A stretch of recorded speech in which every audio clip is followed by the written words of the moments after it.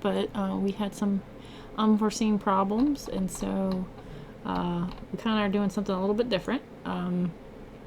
With me today is a good friend of mine here online, and a special guest. Gretchen is a squirrel. And before I introduce her, I did want to say that earlier, about an hour ago, I did try to schedule another event, and so with that, it didn't go so well. So we actually had Gretchen step up, who was scheduled for a later date, to say, "Hey, let's go this week," and I said, "Sure, why not?" And so Gretchen is with us today. How are you doing, Gretchen? Good, thank you. Good. It's a pleasure to have you, and to you know, we usually have really great talks and stuff. So I just feel really comfortable, and just always happy to see you as usual. So it's a pleasure to Oh, have you aboard. it's mutual.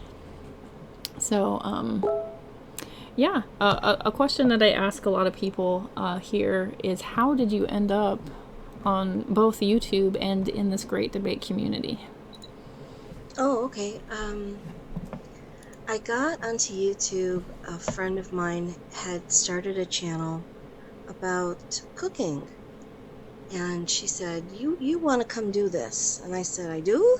And she said, "Yeah." So she left long ago, but that was really early on, when YouTube was YouTube.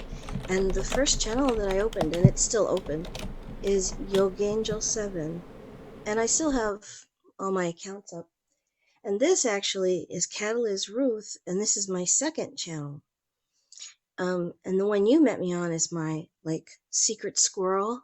Gretchen is a squirrel, like hiding channel. Like this was the channel that I told I told everybody I'm gonna go hide over here, and I'm not gonna talk to anybody, just because I want to hang out and relax, not make any waves.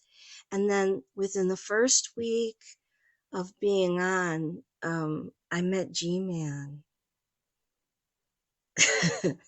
uh, Oh, it's a hangout with Eve. oh, The first wait, time I wait. Was was Eve a, on was Eve a hangout. Christian at that point, or was she anti-theist at that point? Oh yeah, you know what? I had never met Eve. The only time that I had met her was with her first video where she was leaving Christianity, and it was her first video where she had set everything out as, here's what's up, you know. And she had a controller in her hand, and it was the coolest looking still. And I remember, like clicking on it going, this is so cool. And that is how I met her. So I never even knew about that background. And everyone was making some weird hubbub about, oh, yeah, Eva this, Eva that. And I'm like, oh, okay. And I didn't know anything about any of that. But I just liked her regardless.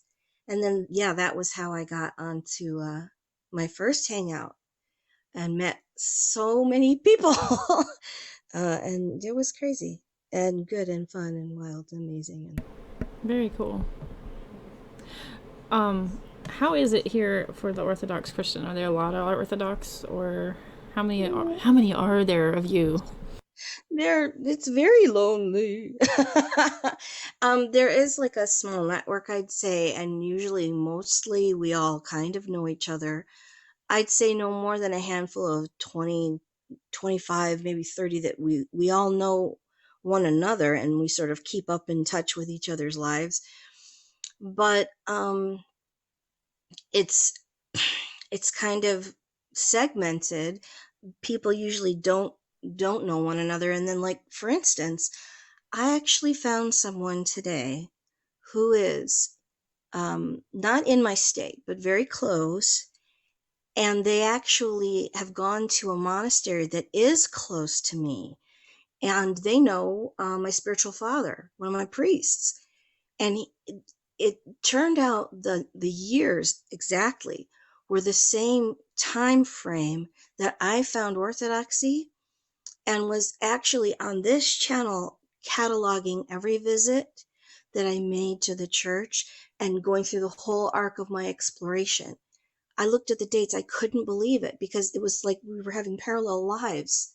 but I didn't connect with him until today, and he's Orthodox. Isn't that weird? That is crazy. So it's So, always nice to find someone, but no, usually don't. there's a few of you. And there's people that dabble in Orthodoxy a little bit. Well, yeah, there's people who are friends of the Orthodox, or Mm-hmm. or they've read quite a lot, and so it's influenced very much, and they may or may not be connected to a church or the church, or have become catechumen or not. But actually, that doesn't really matter so much, especially if what they're saying is in alignment with it. It's still going to be of a benefit to them.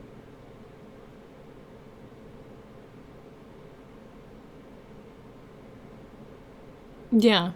So a benefit to them. Yeah. It is interesting because there's been a couple times where you said, "Oh, that's so Orthodox of you to say." I'm like, "It is." Stumbled upon orthodoxy, I guess. You know, it's interesting that you use that phrasing, stumble, because there's a part of that that's in a particular prayer, and we say that, and we use that a lot, that we stumble into church, you know, and that term meaning, that we come out of the pain of the world that's just beating us up, and we stumble because when we sin or whatever it is that we're doing, and we find ourselves in this sanctuary, this refuge, and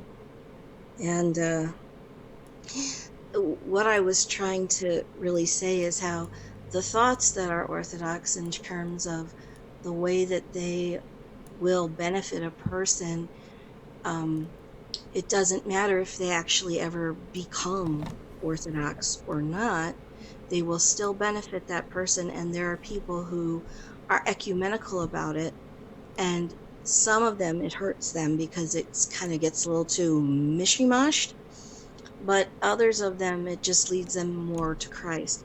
But there's an interesting thing that happened when the Desert Fathers would meet the Tibetan priests. They would take from, because they were both out in hiding, they would take from them that which worked, but not anything that was against Christianity or Christ himself.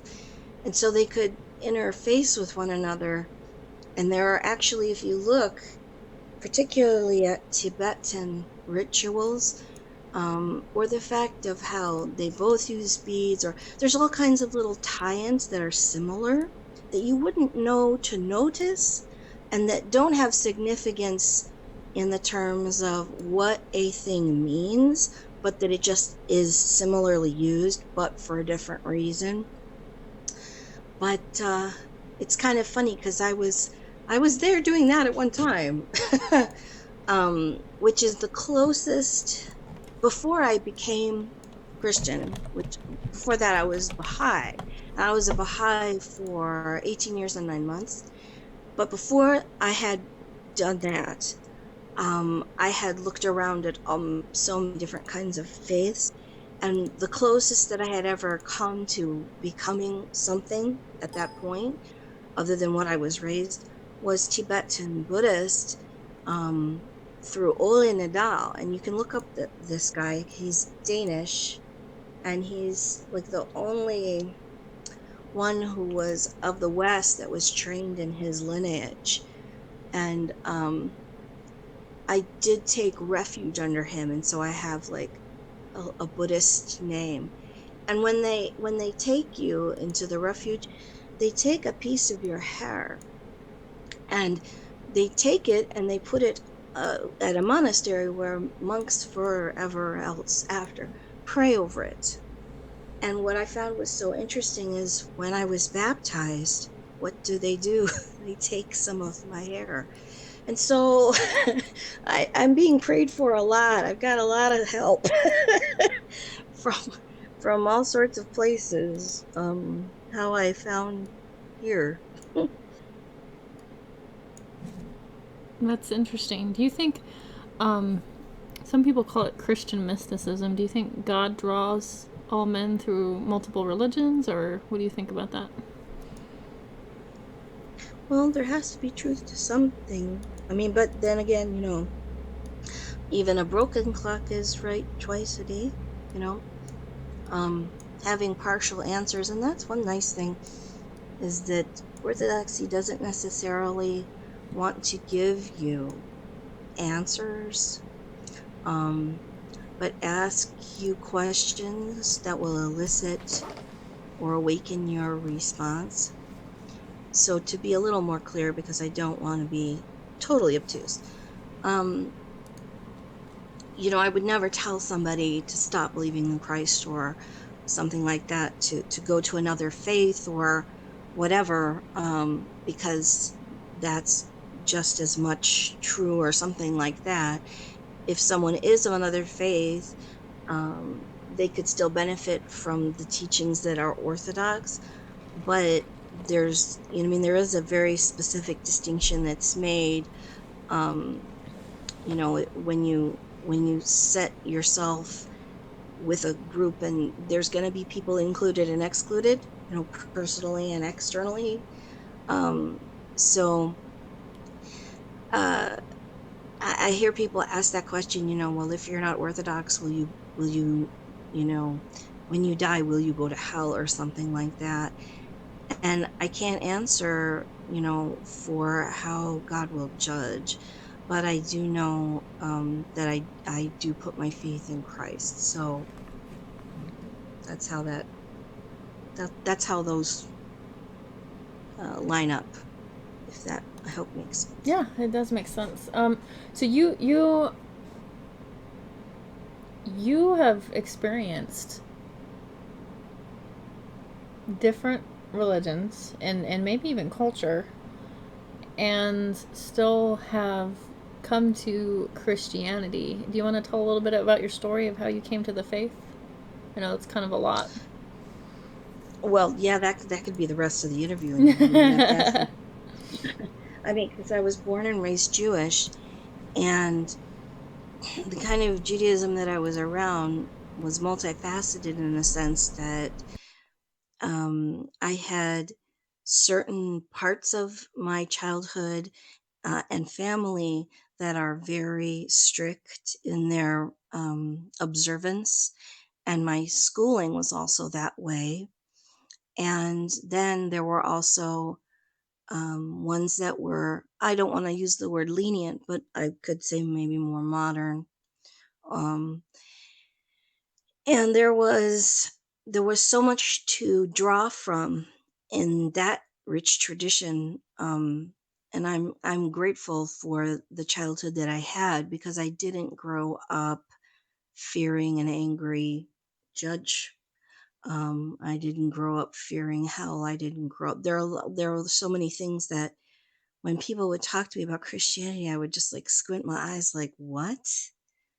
It didn't make sense to me the way that they were describing it to me, and I could see no appealing factor at all. So it's like, why this doesn't compute.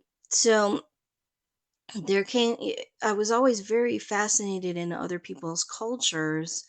And there's actually a warning in the Psalms that says something about, when you come into this land, do not ask how these people do this thing. But what my mother always taught me was such an amazing appreciation for people of different cultures, um, and how to be respectful in observance, not by asking a ton of questions and making them feel other, which, a lot of times can happen just out of fascination and needing to have the information or whatever.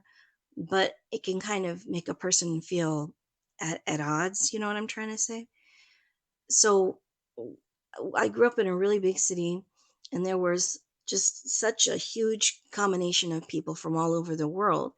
So I wasn't completely isolated into just the sector of the Jewish community, but the pockets of places that my family did live were very highly Jewish population. I mean, some of the highest ones that are collected in the states.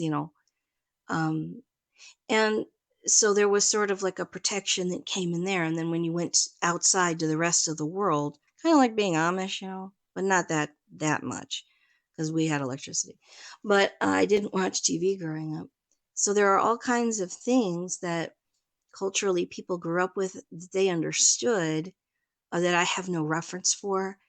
And because I speak English with whatever accent that I do, people think that I know what they're talking about, or that I have a background in this and that and that and that, and I don't. And or like sometimes you'll talk to me and I'll say I've never seen that movie, and there's like this list that it's like all these movies. It's like no, I didn't watch that. I didn't. And people are like, "What? How could you never have watched?" And whatever the movie is. Well, Have you seen whatever. Star Wars? Yes, Okay, good. yes, Okay. yes. Okay, well, that's important. All of that was yeah, exact. Well, but that's like Judaism and Buddhism rolled together. Oh, whoops! I shouldn't have let out that secret. That's okay. Anyways, some people think so. Um, I remember particularly when there was, this part of a psalm where it says, for men to not be tempted by foreign women. Do you know the one I'm referring to? It's in that. I do not. Well, it has. I can't remember if it's a Song of Solomon or if it's the one about uh, rubies. The wife will be like the most precious rubies, but she'll help you save your um, cloth, and she'll keep your home all nice. Um, the idea of foreign women was really interesting to me because I had, growing up, a friend who was born and raised in Israel and married a woman and then he came to the States, and she's Filipina, and she was actually my piano teacher growing up. And she did not seem foreign to me. And that taught me something about what I was reading. The caution that was being given uh, wasn't about individuals in the way that I would look at that woman.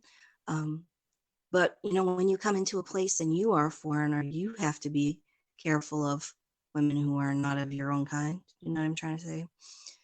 So, having that fascination, I always had an interest in studying other religions and faiths. And my dad read about every kind of faith. And I remember when the Pope John Paul was elected, we watched that on TV. Now, that we did watch. And I remember him going through every detail of what was going on and why. And he was explaining to me how it affected everybody in the rest of the world. Um, and that's a pretty strange thing in a Jewish family for someone to not only know, but learn and teach their kids. But my dad was very aware of the world as a whole, and never sheltered me from. He taught me about all kinds of Buddhism and all sorts of things as a kid. And so I had a reference and an interest in that. And then when I went, I mean, I remember I sort of went through different versions and phases of adherence of Judaism as a kid, and then growing up into a teen, where it came to a point um, to get a bas mitzvah, and I refused. Uh, and that was like the first time that I ever did anything like that, because I loved going. Um, and I loved being part of that, but I knew I didn't want to take that. There's like a mantle that you take on to um, that. It's like a promise, that you'll when you become Jewish and do that. So when you are Jewish and you take on that part of that role, and I knew I didn't want to make that promise, and I never knew really why, except I don't know, maybe I was just being like 13 rebellious. I don't know. But I think that actually it's good that I never had. But I did have a bas mitzvah by proxy, um, which I was tricked into at my brother's bar mitzvah, because I was called up to the bima and I did read. And so the rabbi said, ha ha. And I was like, oh, no, you don't. So when I went to college, there was just so much to choose from and learn from. And I finally, got to meet people and really ask them questions and learn. And I knew that I wasn't going to stay in Judaism, but it was an anchor for me at a certain point. And so when I was, what's I call it, maybe 20, I had finally started to attend a group, and they're Christians, the Society of Friends. Gary, who is Phony Beetle Maniacs, is of that tradition. He's Quaker, Yeah. So Quaker.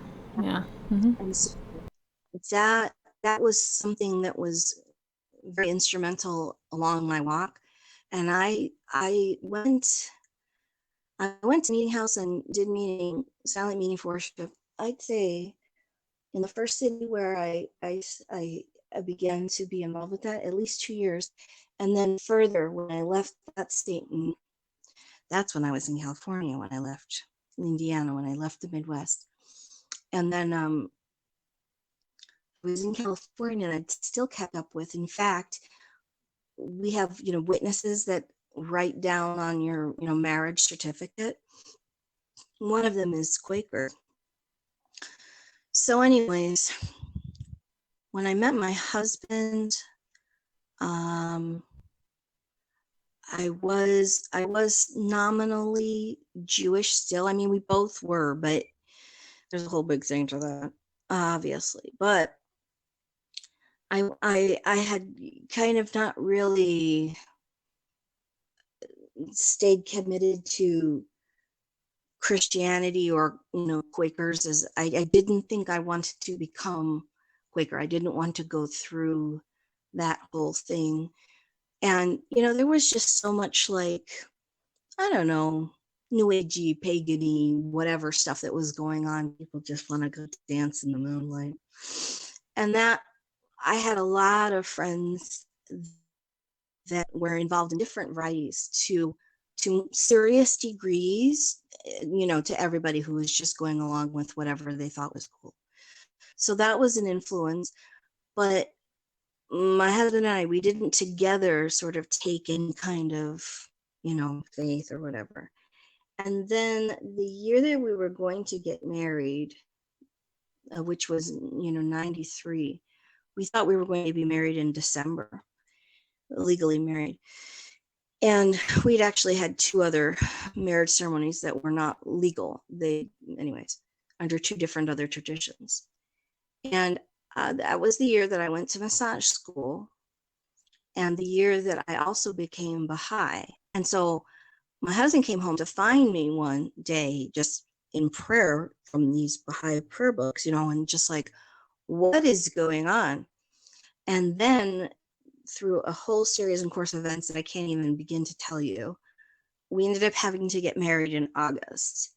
So like all these monumental things happened. My husband went into the military. I finished massage school. I became Baha'i. It was just like a stellar year. And then, like I said, I was Baha'i for 18 years and 9 months. Now, on that first channel, Yoga Angel 7, there's like my teary goodbye when I finally left the faith. And that's still up there. And it's also still live on Catalyst Ruth, of me saying goodbye to the Baha'i faith.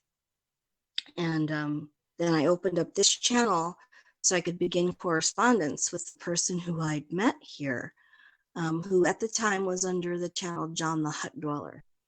And if it hadn't been for him, I would have not ever found Christianity, let alone Orthodoxy. I had dismissed that well long ago.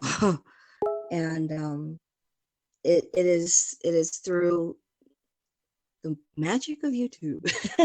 And I've today only met the only other person that I know who found the faith through YouTube.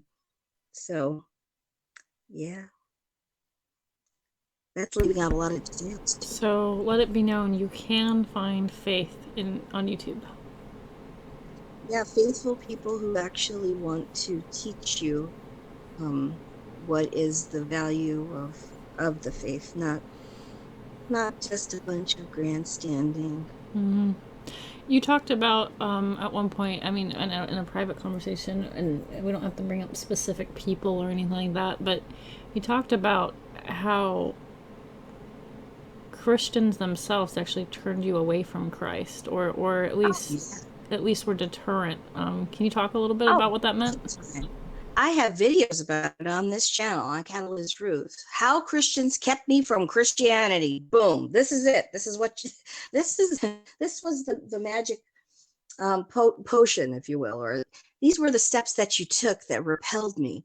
And what they had to do with, a lot of them were the teachings that were um, consistent with their own form of Christianity that are not present in Orthodoxy. So those were the greatest barriers. But the presentation of anything at all that was so repellent had to do with what seemed like, you speak of this God who's peaceful and forgiving, and you're a complete jerk. And you walk around telling everybody why they're wrong. And I don't see any evidence at all of how much this supposedly peaceful, Jesus Christ you talk about is so important to you when you're yelling at the top of your lungs. It's just like, I can't believe you. I'm walking away really slowly because obviously it doesn't work for you either. So can't find the truth there. Nope, see ya. And that's pretty much the long and short of it. Do you think different people can reach different people with different styles? You know, like more of an aggressive style, or do you think that we should all approach each other more humbly? Do you ever like kind of have thoughts on that, or? Well, I mean, there's certainly, that's why there's chocolate and vanilla, so to say, or 31 flavors, because obviously everyone is going to be taught differently and receive the Do you information ever like kind of have differently. thoughts on? And there's there's nothing that I could say for other people that they should do, really I can't. Um because I have to trust, but that's kind of, I'm not trying to evade your question. Um I know that some people need to be challenged and that they actually want to be challenged. And it's not just an intellectual exercise to them, it's how they feel that they move forward spiritually. And to some people, that's part of their apologetic and how they believe that they begin to understand perhaps things a little more clearly. I don't know. Because that's not that's not how I ever came to faith. So I don't know how that works for other people. But I do know that, people sometimes will say, oh, so and so, received, people were planting seeds in that person or whatever the case may be. And that had to, they had to have that mull over in their head for years, and that they may never really know who were the people that were the benefactors that really, prayed them into the faith, if you will, what have you. But um, there's a quote from Maya Angelou where she says, "You may forget what people did or what people said, but you will never forget the way that someone Did makes you you feel? feel." Yep.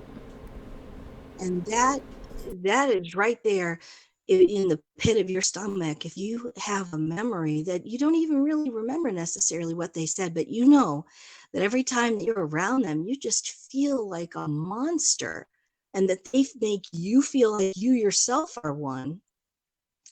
you really don't necessarily will take a shine to that person and trust them with your soul or with any decision making.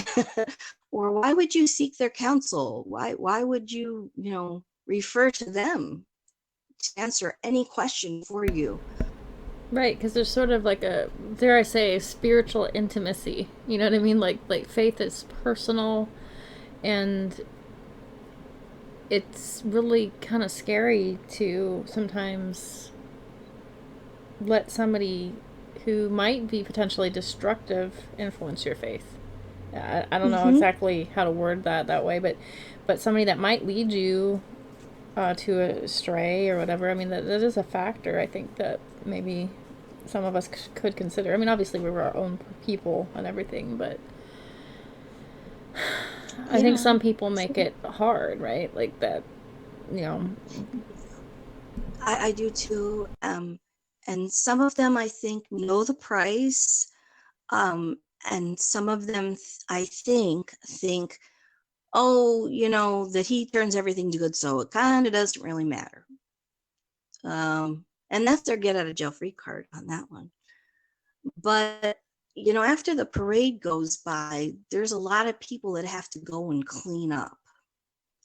And there are so many ravished hearts that for sometimes you'll find the smallest, what someone thinks of insignificant, becomes a real thorn in that person's heart that totally repels them. And they may not even be aware of it, or like sometimes you'll hear people who will get literally triggered by certain words that people will say to them when they're trying to, you know, preach to them or whatever. And that other individual just go ballistic on them, and they can't even remember, who was it that hurt them in some sort of a way. And then it got connected to that word or that idea. And then somehow Christ becomes completely, off hands. Like, I want nothing to do with that. That's definitely not going to be the answer. I don't know what is the answer, but it's definitely not that one. And that's a risk. But the other side is that, how is it that Orthodoxy is as old as it is and nobody knows anything about it? No, that's a pretty big mystery. People talk people talk about it's like the best kept secret. It's like, well, that's not really a very good advertising campaign, you know. And if you look around online, unfortunately, there even things that are specifically from the churches themselves, like actual websites, not like funky dunky weirdo people websites and someone's trying to confuse someone and call themselves this, but they're not. No, I mean actually from the church itself. Um, they cannot substitute in any real way uh, for teaching the faith.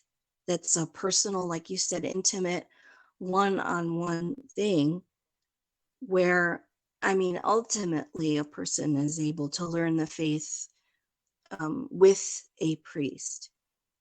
Uh, but did you notice that I didn't say from or,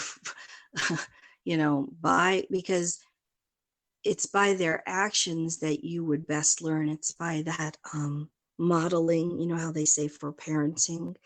It's by that example when that person is presenting themselves humbly before Christ themselves, and that's what you see, not someone saying I can lead you, but someone who is actually being repentant.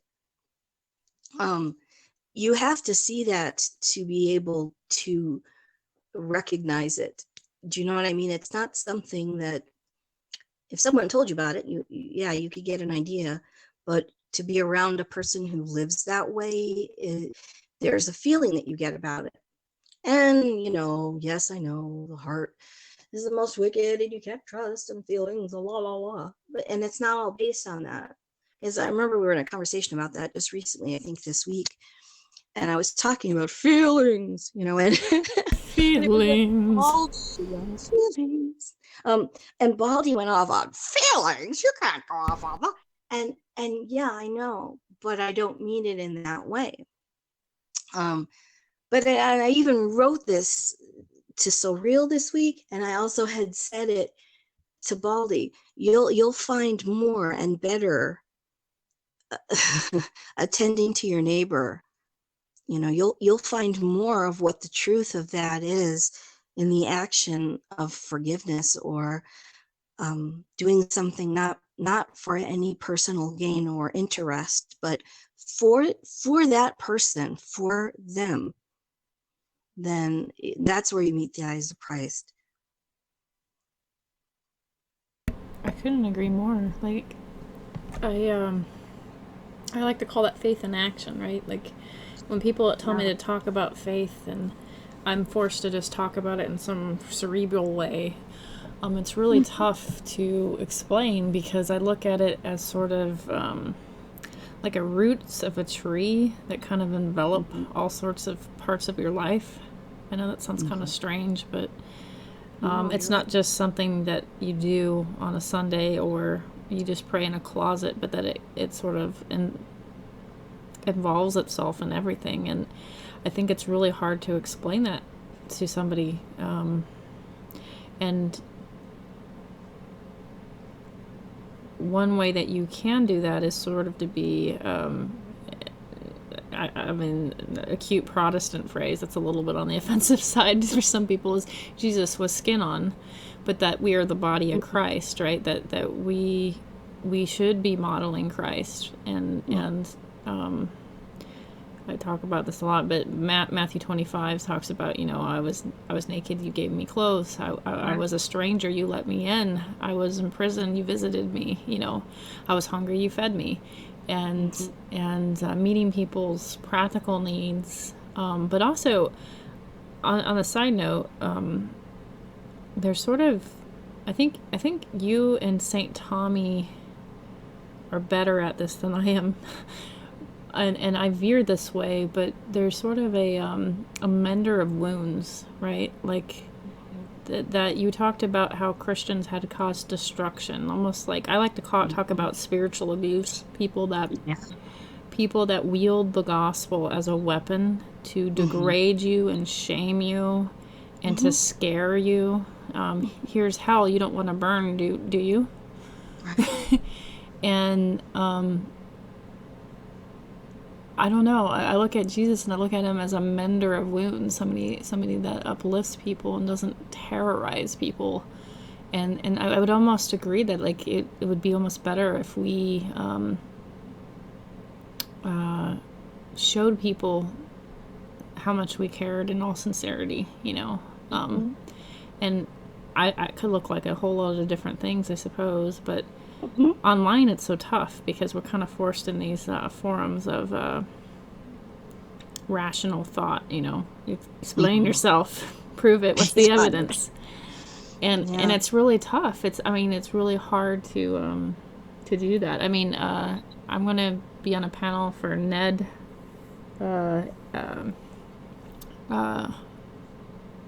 oh gosh, what's his name? Negation of P. Yeah, Negation of P. And, he talks about, how a family member of his is exploring religion, and he kind of wants to, instead of be dogmatic and go, well, it's all nonsense. Let me explain what you believe and stuff like that. He kind of wants to let this family member explore. And, we talked about that, letting the freedom and stuff like that go. But I told him, I said, as much as you want to explain Christianity to other people and stuff, there's some sort of experience that we can't seem to convey to people, Yeah, there is. It is experiential. And yet I have seen you be a peacemaker, so don't think that that's totally beyond your reach or is not something. And I've even seen you do it in ways that I know that I couldn't. For sure. And you see me lose my patience. I'll tear my hair out. But I think one of the biggest things is simply to be available. If someone's always navel gazing and they're they're always in their books, or whatever the case may be. They're in their own head, or they're taking care of their own lives. They can't even begin to take notice of the needs of another. Um, and I understand that in this culture, they even say it when you're on a plane, you have to put the mask on yourself before you can put it on, the person next to you or a child or something. But that's actually not what we learn as Christians. It's more that we will be nourished by the way that we give to others without a thought for ourselves. Um, and it isn't that it happens as an accidental byproduct, uh, but there's such an abundance that's it's created by that interaction, an abundance of love and forgiveness and honesty and whatever else that heals what all that ails, that uh, that provides that place wherein dwells, that that's already happening, whether it's acknowledged or not.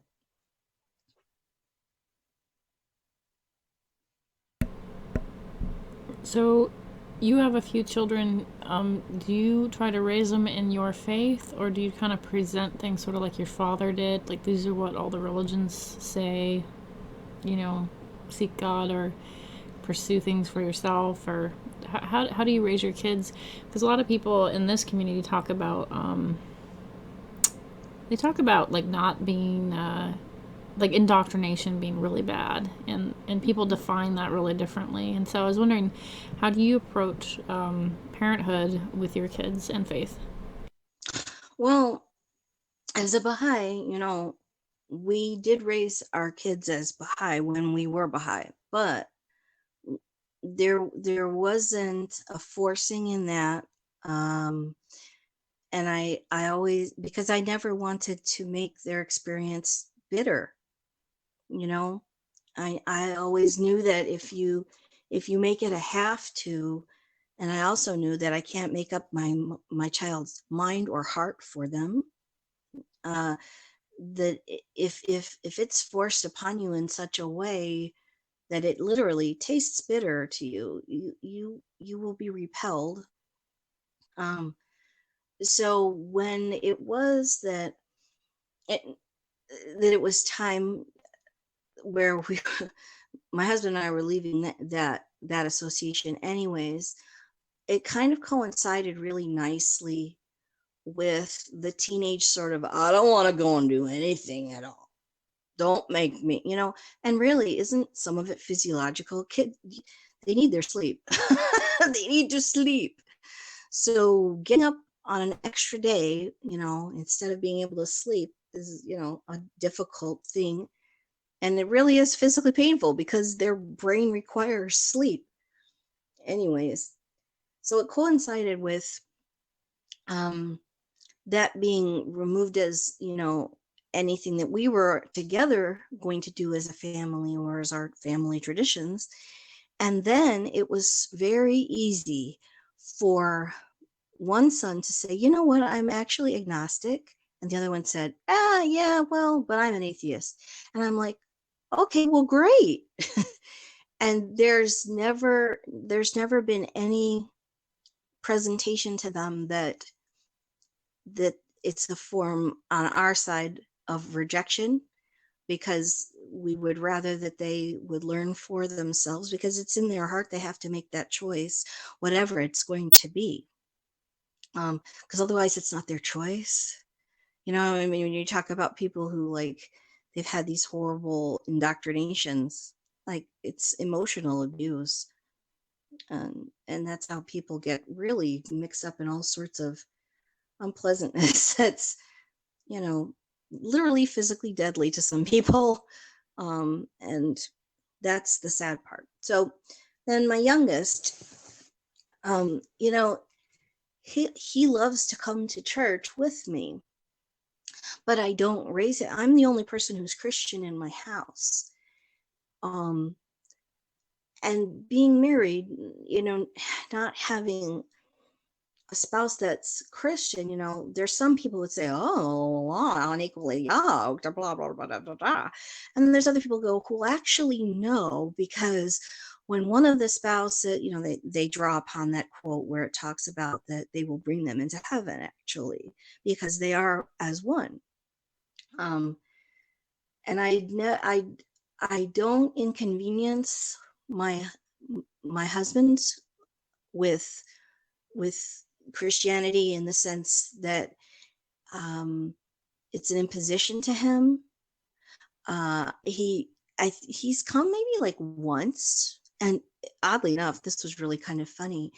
It was only because there was a friend of his at work who happened to be Catholic, and that friend knew that I was, going to Orthodox church, and he wanted to offer for, him to come, for us to come to his church, which we did. We both church visited, and it was only because that work friend of his was in attendance that my husband attended. And I'm in the choir, so I sing constantly, right? I'm there singing, right? He didn't come on my baptism, and that was fine. There's nothing to that between us as like a chasm that was built or a wedge of any kind. Because if it were, I mean, I wouldn't even get baptized until fully. He said, yeah, go ahead. You don't tell me that all of these, you haven't changed in a way that has made you the self-righteous one. Yes, he's seen changes in me that are positive ones, that he can identify, but there's so much joy that's more what he sees as my experience and presentation of what the faith is and means to me, that it doesn't impose upon him in a negative way. And the same thing goes for the kids. It's never imposed upon them, and so they get to glean from it everything that they can. And even my agnostic one, he'll ask to come to church because, oh my gosh, we got the smells and the bells and the robes, and I mean, it's pretty cool. He's like, wow, that's awesome.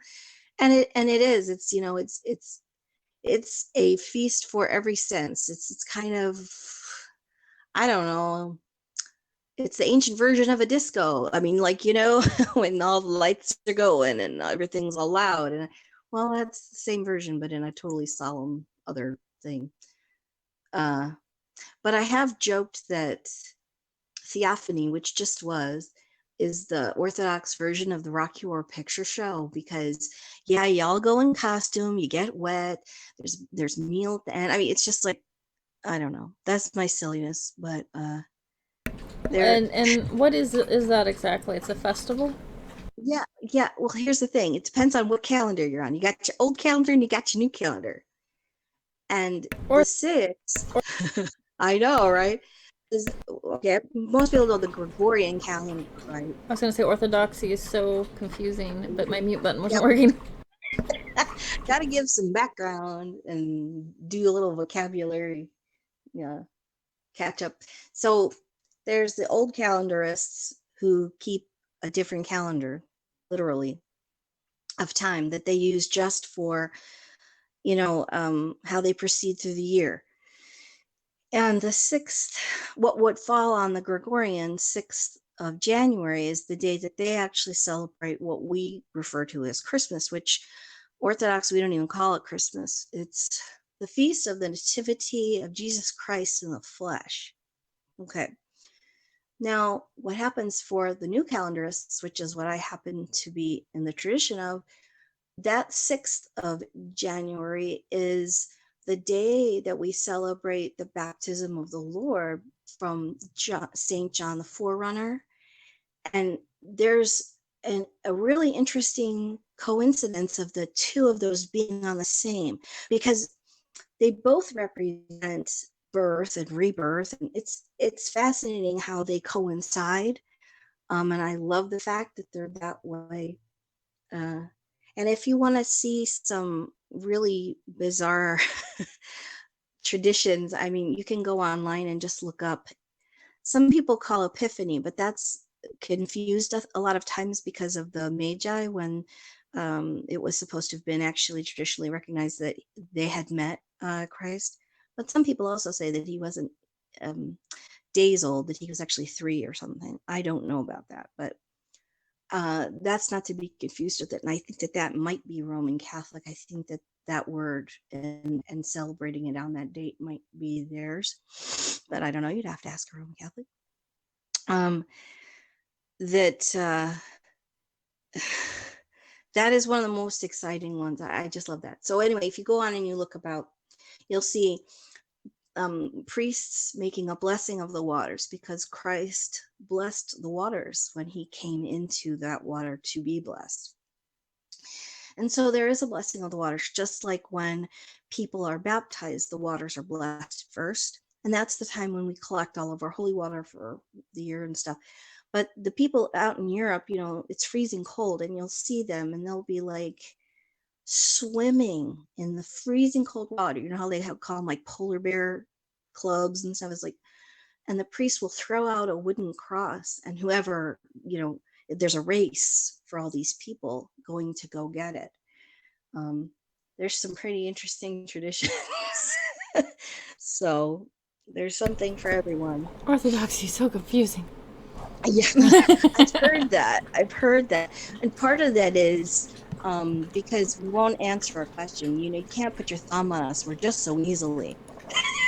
We'll never give you a yes or no answer that's clear, right? And you've talked about that in terms of mystery, that there is comfortability with the idea of mystery, and allowing that to not be filled with answers of our own earthly understanding. That is not something that's comfortable in the West as much. And when you talk about the mysticism part of it, it's like, you know, even the word meditation is unpalatable to a lot of people who've grown up in the West, and they actually think of it as, you know, something else altogether. But contemplation is a huge part of the tradition of Christianity. And using that word meditation, oh, you're going to go into occultism of some kind. But no, that's the same word. It doesn't have to mean something odd, you know. Mystery. Yeah, I do think that largely the West is uncomfortable with mysteries. We want to wrap it up. And we feel like if we can't provide an answer, then something's scary, you know? Yeah. Yeah. I think that I faced that particularly the way that I came into it, because I had spent so much of my childhood and my early adulthood trying to get all the answers, reading everything I could from every faith and trying to understand them all. And it was kind of like, you know what? I can't do that this time, this way, with this, and that's not what it's for either. And a lot of times you'll hear me say, I don't know, because I really don't know the answer, because I don't seek those kind of questions.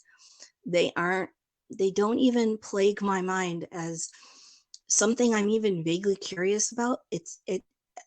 Or some of the twisted things that people suggest, you know, or they'll play little games like, you can't make a box that's too heavy for himself to lift. And I'm like, you know, there's people down the street. And do you remember when I was talking to Baldy and I'm like, okay, you got it now, go. Go forward. Remember I kept saying that in that conversation? Yeah, poor Baldy was exasperated. He's no rationalism. You're like, no. Keep it moving. Keep it moving. And it like probably didn't make sense. But there was, and I don't know if he knew what I was speaking to. I don't know if he did. I don't know either. But I mean, there's kind of a vernacular, you know, like, oh my gosh, that one time that I was talking, who was I even talking to? I don't remember. Where there was all kinds of vocabulary, which it was not Heike, it was Helena.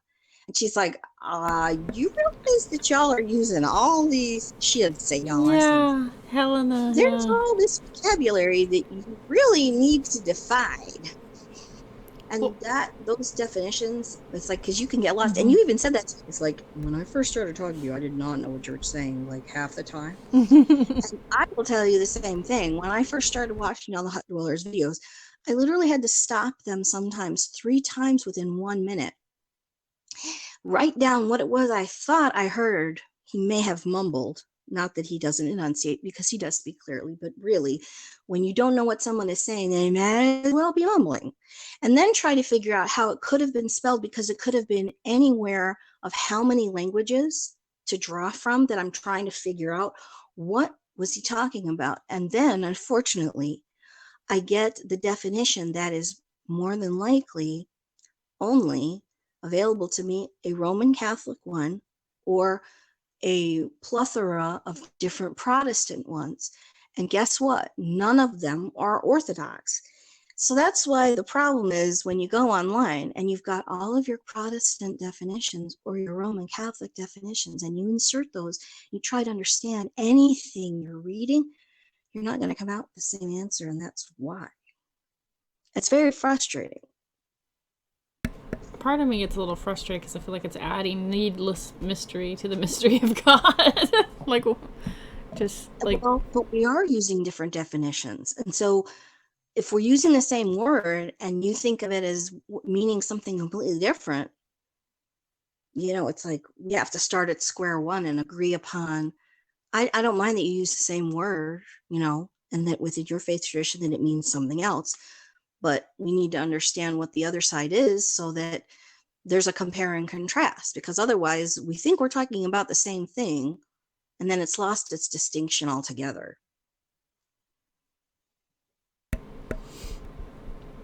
can you describe a time in your life where you've had an experience that is faith affirming, that you were just like, aha, I see now, besides your conversion?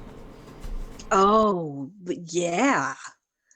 Everything that happened up until how it was, that I came upon that video of John the Dollars that one day. Um, I was having dreams that were really, like, I'll use the word scary, but they weren't scary in that sort of like nightmare movie kind of a sense, but they were scary in the proposition of reality of, these are something that my mind is really turning over, questions that I'm deeply considering, and I'm trying to work them out, and I'm trying to confront those within myself, and obviously it means something to me. So they would come across in really, sometimes I guess you could use the word violent manners and means or whatever. But the lessons from them weren't that way. They were kind of, a lot of them were about, taking responsibility. When you think of, who is it that faces judgment when it is that you have to present yourself, um, you have to answer for yourself. No one can answer for you, and you can't. Adam can't point to Eve and say, she made me do it. No, you have to. Eve stood up and said, I did it. Though he tried. Right. But I'm just saying, you're not going to have anybody to be able to point to and say, they made me do it, because someone passed you a note in class and you continue to pass it, right? In school, when everybody does that little, of course, I don't even know if anybody does that anymore, passing little notes in classes. And It's moved to texting, but that's why they I make you hide your know, I'm phone. like aging myself. But yeah, when people would pass a note and so casually, oh, get caught, and you're sitting there with the note, and then you point to the person behind you. Well, they gave it to me. Well, you didn't have to accept it. Like there was a choice right there. You involved yourself. You didn't have to, but the choice was presented. So that was one of them. And another one was a really clear, um, explanation that I needed to get out of the Baha'i faith, that I was not there. Um, And then the other one, and the one that I like to share because while it's gruesome, it it really clearly identifies it specifically with Christ is you know that part of the matrix where everything falls away and you're back to that grid and that whole kind of a thing with Neo and Morpheus. Yeah, yeah. You think you're breathing air there, that kind of thing. There was a part of that kind of thing that happened to me in a dream, and in the center was Christ being crucified, and the information was, keep your eyes only on me. And that at the same time being told around you is going to be shown every manner of possible distraction, from positive to the most horrific, and that storm will happen, but keep your eyes only on Christ. And that's what happened in that dream. And to the point where there wasn't a temptation for me to look away because, oh, yes, shiny thing, or oh my gosh, that looks like CNN, but for real, in living color in my dream. And my lesson, or my task, or whatever it was keep your eye on Christ. That's where you'll be safe, and the storm around you will happen, but that's where you will be saved. So there you go. And with that fantastic story, I gotta let the dog out. I'll be right back. Okay.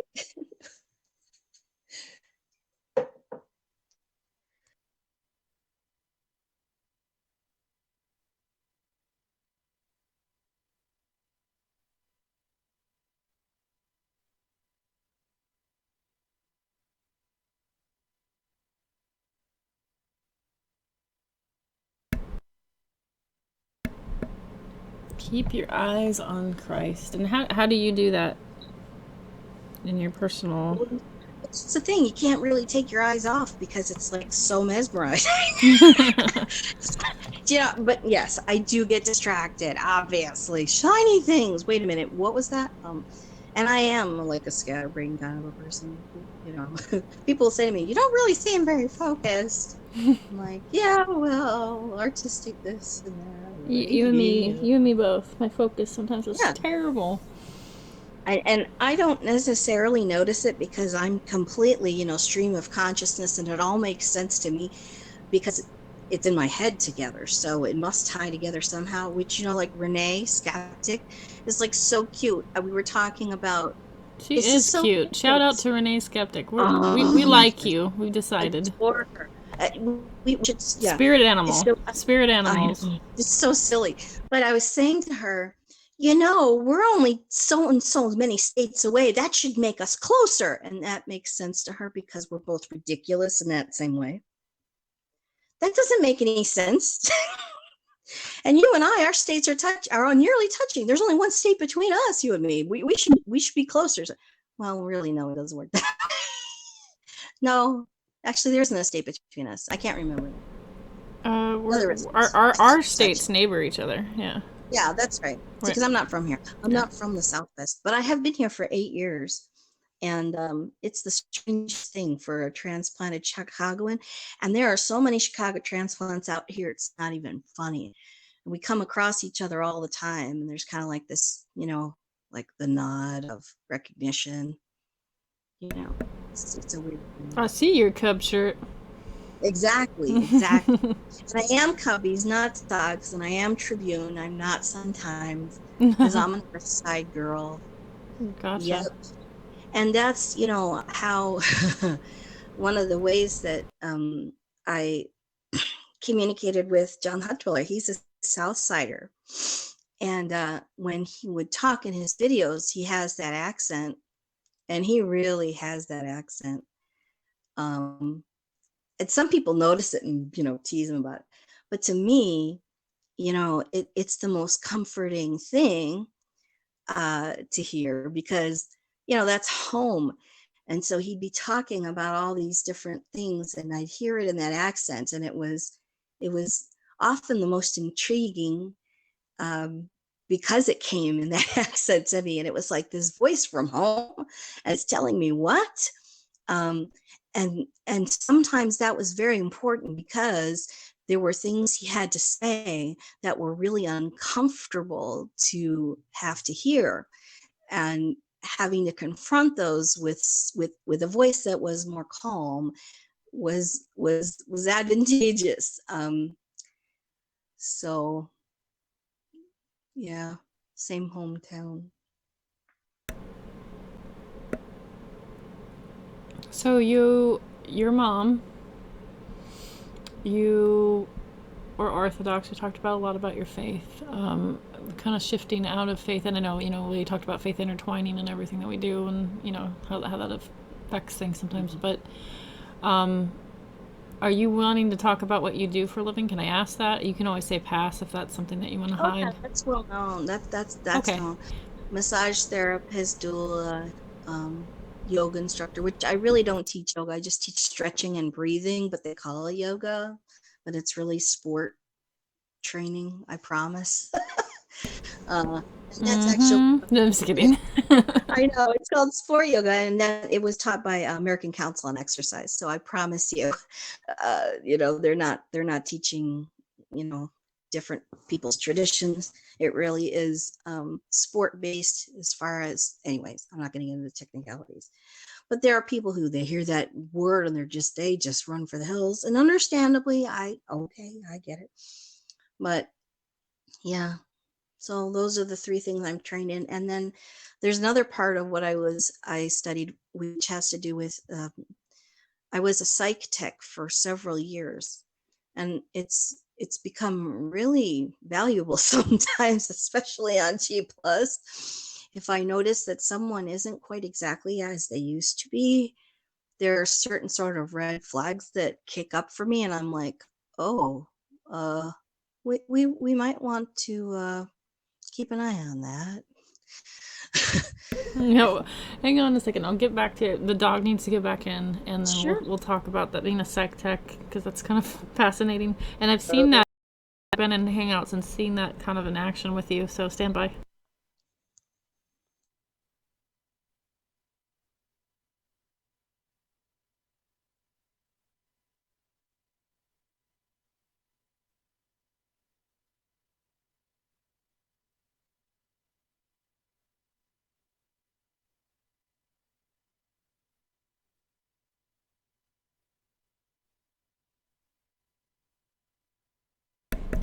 My dog's acting like he's dying, and so I Oh, had to take care of yeah. him. I'm dying.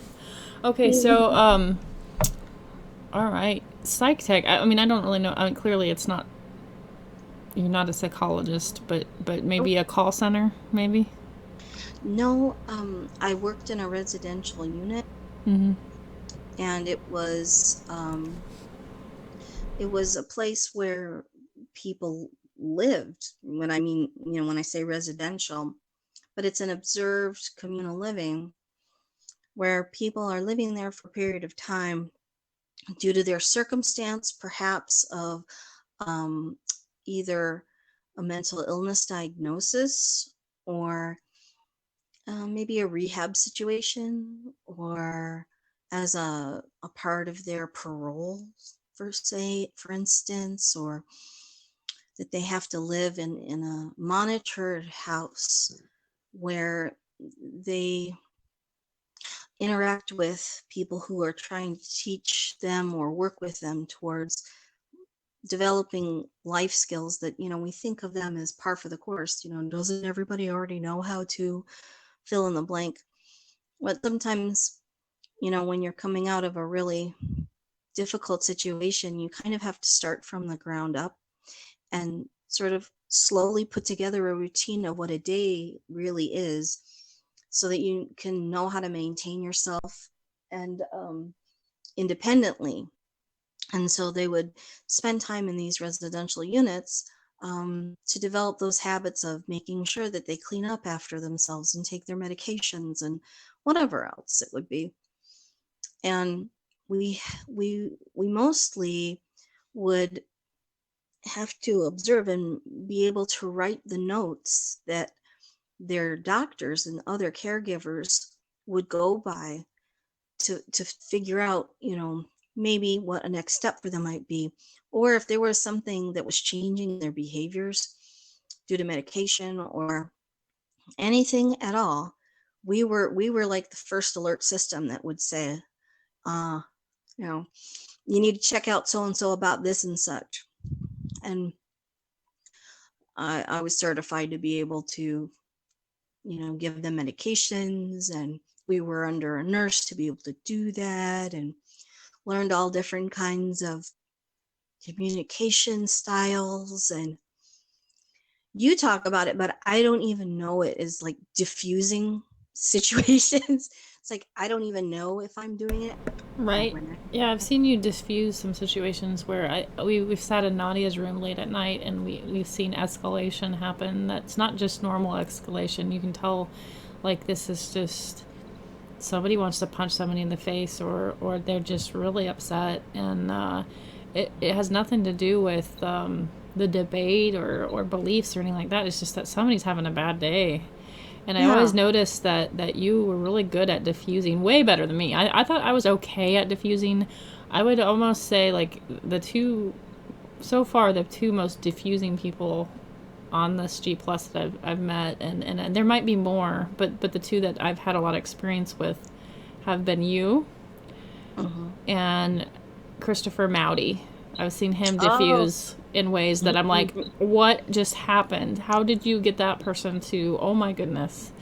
And so both of you guys have been very skilled in that way. And I can diffuse, but like I often will hit a wall. And I've noticed that you've passed through certain walls. And I thought that was always interesting. And it was just an observation because I've been in hangouts where you've really settled down people and made people feel appreciated and that they're okay and we're okay, and really have calmed things down where we could just see that there was some sort of escalation that was just kind of, whoa, what's going to go on? I don't know.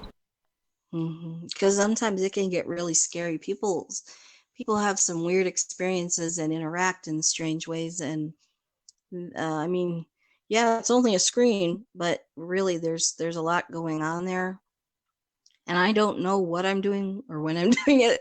So I don't think of myself even as that kind of like a person, like, oh, I'm going in there as like the great equalizer, and I'm gonna no.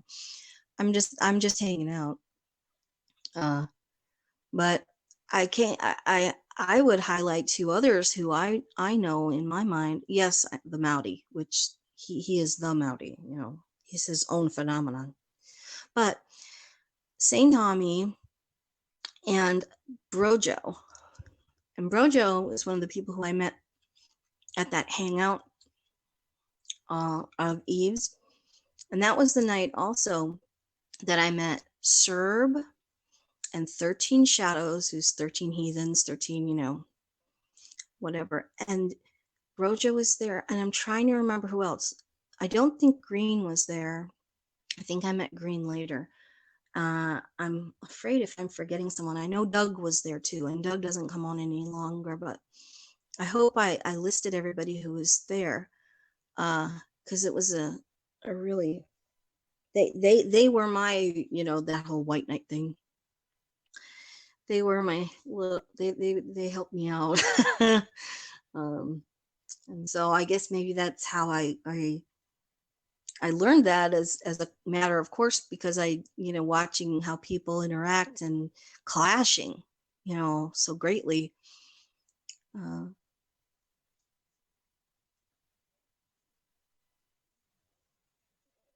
When you see conflict here that seems to kind of extend past just passion and beliefs, how do you think we should respond as Christians when it gets on either end? You'll see people kind of start to veer towards the personal, or they just seem to be very angry. Hmm. You know, how do you think we should respond to those that kind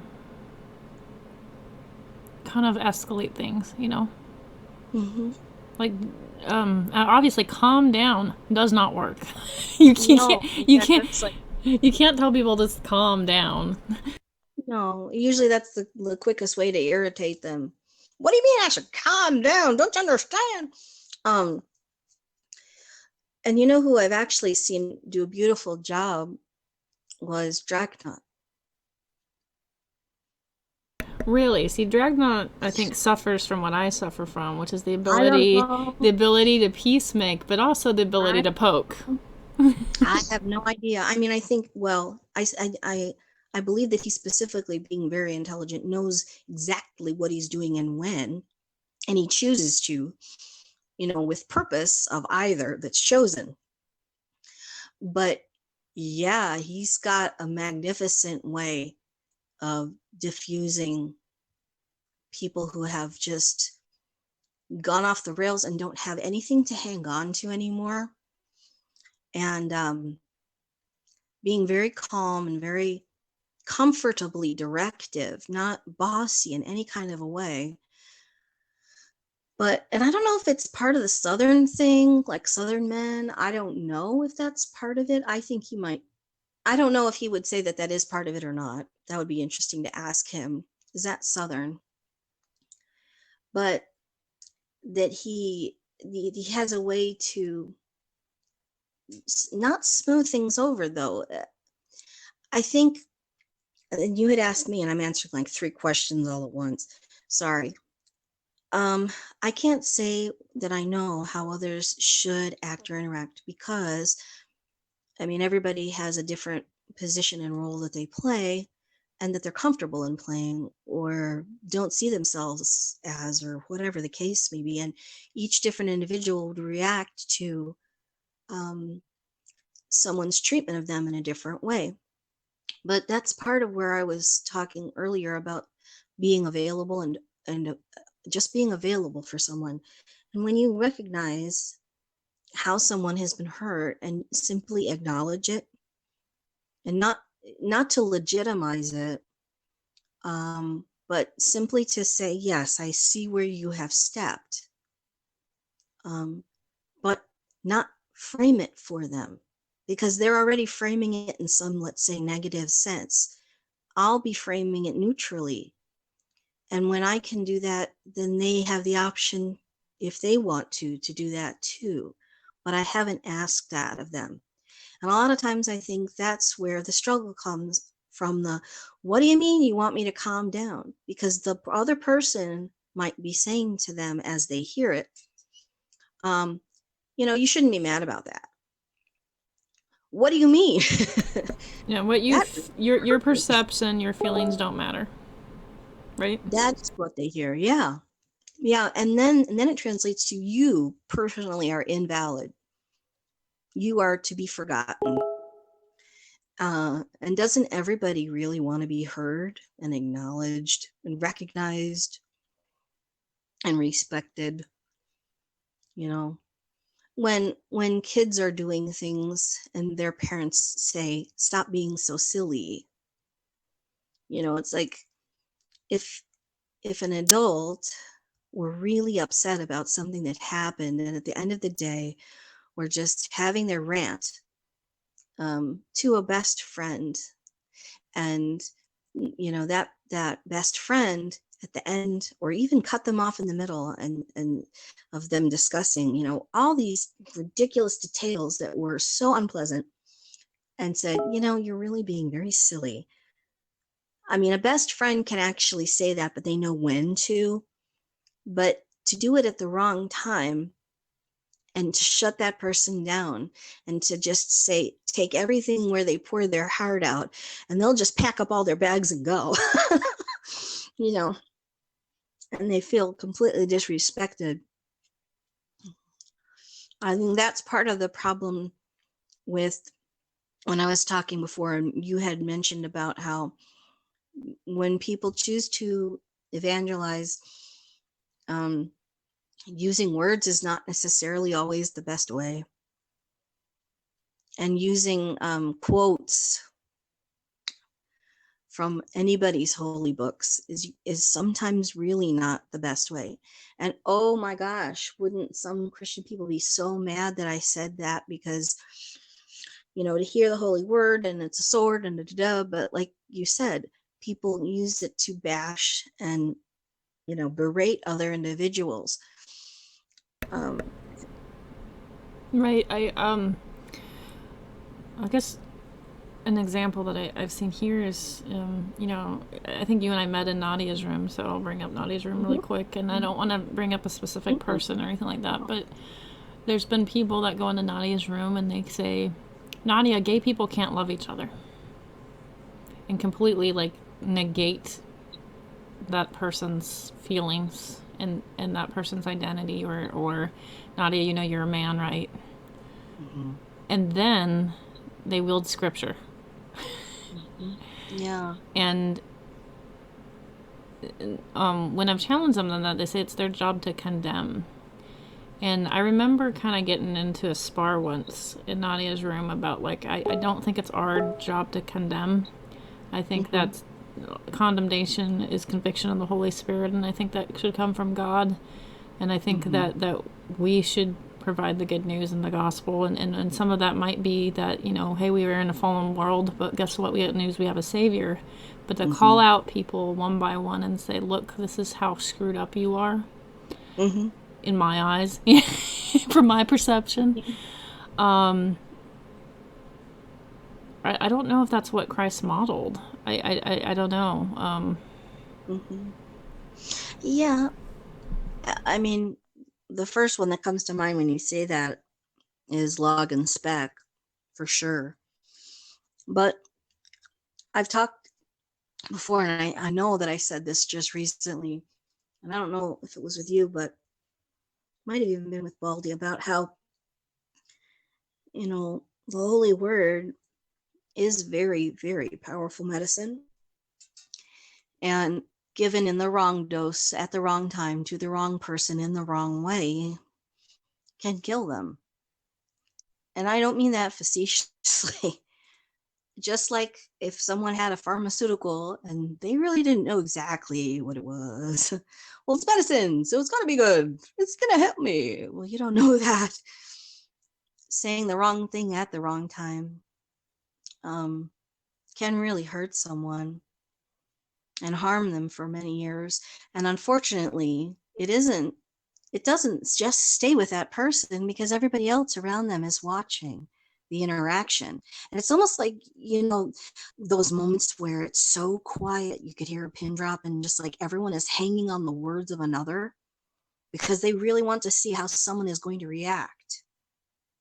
And sometimes it's done purposefully. But other times, people have ideas for what they think is. I kind of think of them as justifications for ego or whatever. So that's my judgment. But if yeah, it's funny because obviously now I have not posed the question to G-Man, so I don't know. But when we first met, and he just declared, "You're not a Christian," and I don't know what he'd say now. I call this the baptism by fire as a Christian here in G plus. If you haven't been called not a real Christian, you just haven't Christianed right. Yeah, I think so. Yeah, and I don't ask because it doesn't matter to me really, right? But he and I can get along incredibly well now, and I never thought that would happen. Meeting him the way that I did originally, But we're not antagonistic to one another, and it's amazing how there are times where if I just speak simply to exactly what he's saying, and it's not just to him or with him or in his room or something, that that's the sword that cuts through when it's simply the word itself, instead of piling all the rest of somebody's ideas about what that must mean. That's, I think, the dangerous part too. Because yeah, people do declare things this way, that way, upside down, and others. And it's kind of, what's the word? It's far too casual.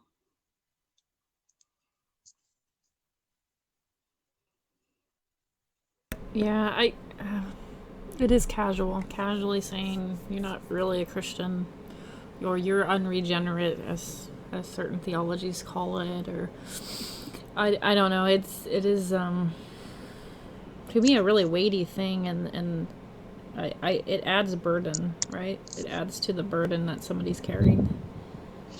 Well, and if you call someone that, do you help them become that more? Sometimes people respond to negative words, like "I am as you say that I am," fine, Yeah, and but then, it roughs them up, you know. well, there's so many ways that anything of them be taken. Oh yeah, you think I'm this? I'll show you what a real one is. Mm-hmm. You know, that kind of thing. And I was listening to someone talk about that people need to become alienated away from the body of Christ itself.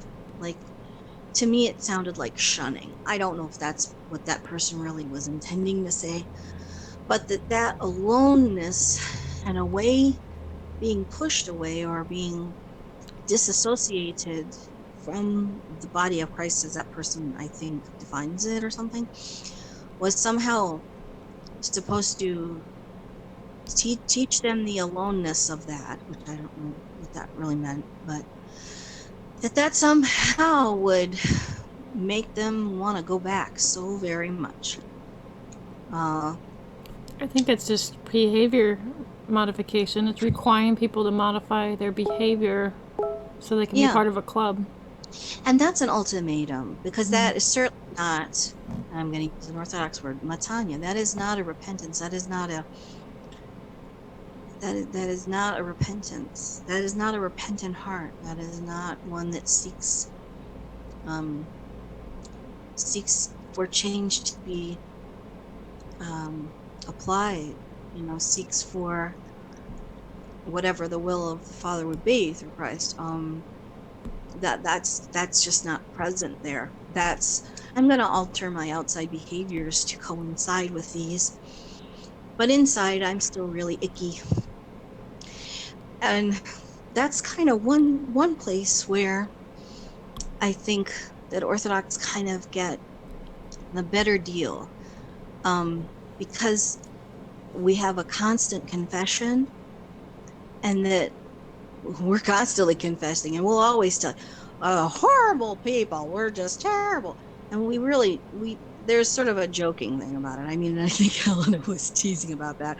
Why do you I'm always the say you're most so horrible? horrible. No, I'm the most horrible. I'm I'm the the most chief. horrible. I know. I'm the chief. I am the first of the most horrible, worstest. Um, and I'll even use poor grammar to prove it. No, but there's confession that happens, from yourself, and then that it's completely acceptable for one to confess to another Christian. And then, of course, there's the confession that happens with your spiritual father or your priest. And I say with because we're confessing to God in their presence. They don't forgive our sins or anything like that. And they even say that in a prayer, I have not the power to forgive your sins. That is only Christ who can. They actually are kind of like a stand-in, because it used to be that people would confess to the entire congregation. Well, that didn't bode well over time because Peter and Remember I, that time when I hit on your wife? exactly, that What? just, the maturity Oh, level, about that. yeah, the maturity level is difficult to master. So it became the ears of of the one in whom you could lay confidence. But it's still to Christ. And having that as an option available to you on a regular basis, it kind of tills your soil like very frequently. It's a lot easier to manage your weeds if you don't wait until they've choked your plant. Um, and tending to that in a way that you seek to do that, that it is a comfort to you. It is not a form of embarrassment or to be chastised, um, or to be, and I'm going to use the word fearful, but I'm not using it in that worshipful way. Yes, there is absolutely that present, but the mercy and the grace is so much more overwhelming. Um, just like when the prodigal son is embraced by, the father who's running out to him, he's forgiven before he's ever even apologized, right? So that's more the experience that I've had with it, that creates that sort of a cultural understanding of that. That's a really big part of living as a Christian, stumbling and falling and saying, I did that, whoops, and getting up. Um, but wanting to, like, I remember when I met my spiritual father, literally, when I looked at his face, it was as if every, a lot of people like will build walls around their heart or feel guarded. It was the opposite. Like, I looked at his face and I want to confess.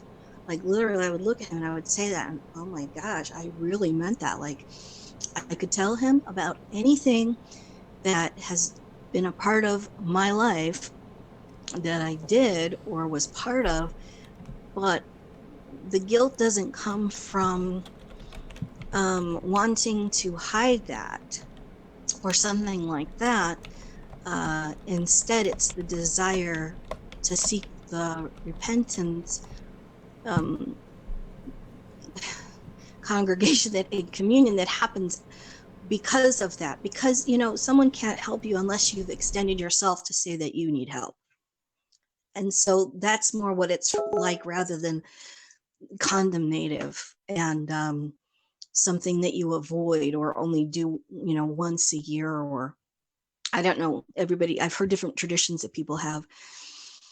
And I'm not saying anything bad about it, but when I've heard people say that that's something that scares them, or that they think that that's really messed up, that you should have to sit in a room, you know, and tell your dirty secrets. Sometimes that's such a relief, right? I have a best friend who knows everything about me. I mean, absolute vulnerability, which is kind of so nice. Um, and this is gonna sound really twisted. I don't even know if my husband has absolute vulnerability from me, and maybe it's just because I have issues. I mean, I do have issues, but I have a best friend that does and knows the worst and the best of me, and likes me anyway. Mm-hmm. But doesn't just say when I screw up, good job from screwing up, but doesn't throw rocks at my head either. And just to have enough of somebody going, look, I screwed up, and have that person go, I know, and walk Yeah, alongside of you makes such a huge exactly. difference. It is huge.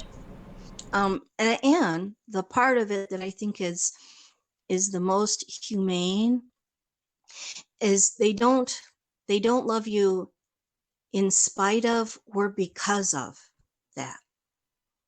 And that's a lot of times, I think, the message that somehow gets mixed up in that sort of Christian ideal, that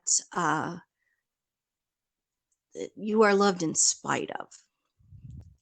And that wouldn't be present in a loving creator who loves his creation, who's the lover of mankind, um, who's present in your deepest, darkest depths. And it's described as co-suffering love, to be Co-suffering love. experiencing it with you. There's so many times of I'll love you if. Yeah, I'll love you if ultimatums. you make this standard. Yeah, ultimatums. I mean, I They're so experienced that common. growing up. I'll love you if you meet this standard. If you fail this standard, I will not love you. Right. And to know Conditional that, love. yeah, to know that it still bugs me as an adult. I'll love Yeah, you if. mm, it, yeah. and maybe that's the world we live in. Like, is that how we're really supposed to treat each other? You know, I'll love you if. I don't know. I don't think so. I mean, not as a society, and I don't think as Christians, but obviously within society there have to be, you know, structures laid down to protect innocent people. So there has to be ways to make sure that that happens. Um, but some of the ways that, in society we've chosen to do that, I don't think bode well for it, nor do they rehabilitate people, instead of shaming them. Right. Um, I'm gonna get to Lally had a question, and I'm gonna get to that in a minute. But a lot of people talk about retribution, as a Mm, really great form of justice. And as we're yeah, learning a little bit more about what retribution does, right? That yeah. it's the weaker form of justice a lot of times. And, and it does not heal that heart. But a lot of people say, well, that's the justice that's found in the Bible, so that's the good justice. Well, and yet here's the thing, there is no justice on this earth. That's not, first of all, I mean, vengeance is mine, saith the Lord, but, not to throw these little jib jabs around, to prove a point. But no, there is no like great karmic balance that happens on the earth. If someone steals something and they're in jail, that does not unsteal what was stolen. Right? I mean, No, because they've spent time somewhere does not undo. It's not like Superman, runs the world backwards no, we're and just saves. punishing the person, right? Well, I mean, some people go, if you're dangerous, should get pulled from society so that you're Well, not hurting yeah, people. But right. I mean, I absolutely said that, things need to be made safe for people. Um, and the Orthodox are not shy in history to say that with their actions or their words. Um, but to expect that it's not going to heal anybody's heart if they've watched the person who murdered their family member be killed by the state. And yet I've heard people say, "Oh yes, it did." mm-hmm. But in the pain of their heart, it certainly doesn't bring that person back mm, and wrap their arms around them. Maybe it seems a right action to take because that person has taken a life. So I can understand that. But it still does not change the fact that every day when they wake up, there's a point of time at which they're awake and the day is new, and then they remember that their family member is gone. Do you know what I mean about that in no, terms of grief? yeah, And it's often when you wake up, it's like, oh, yeah, that reality will dawn upon you. And there's nothing that can change that pain, that's by applying anything negative to another individual. gotcha. Lally asks in chat for you both, do you really think that there is a previous pure state from which we are degenerated?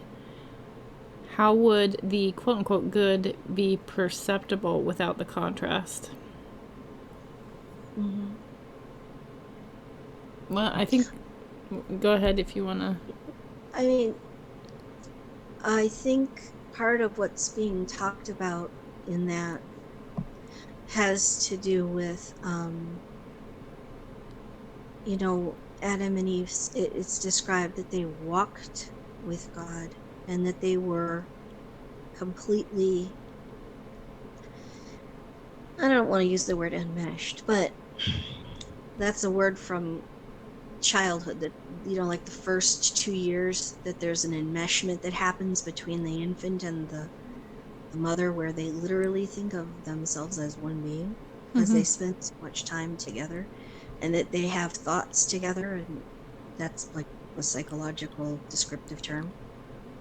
But there seems something like that to me in the description of the garden, that is that enmeshment where there was no choice that was made against the will of the Father.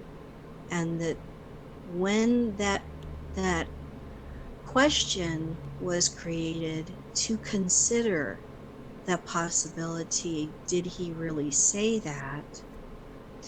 That pause to question, and I mentioned this to Baldy because I think that is that pregnant pause is where, the doubt can introduce itself, that can later become um, allowances to behaviors that are um, negative, or Did God habits. really say X? Right.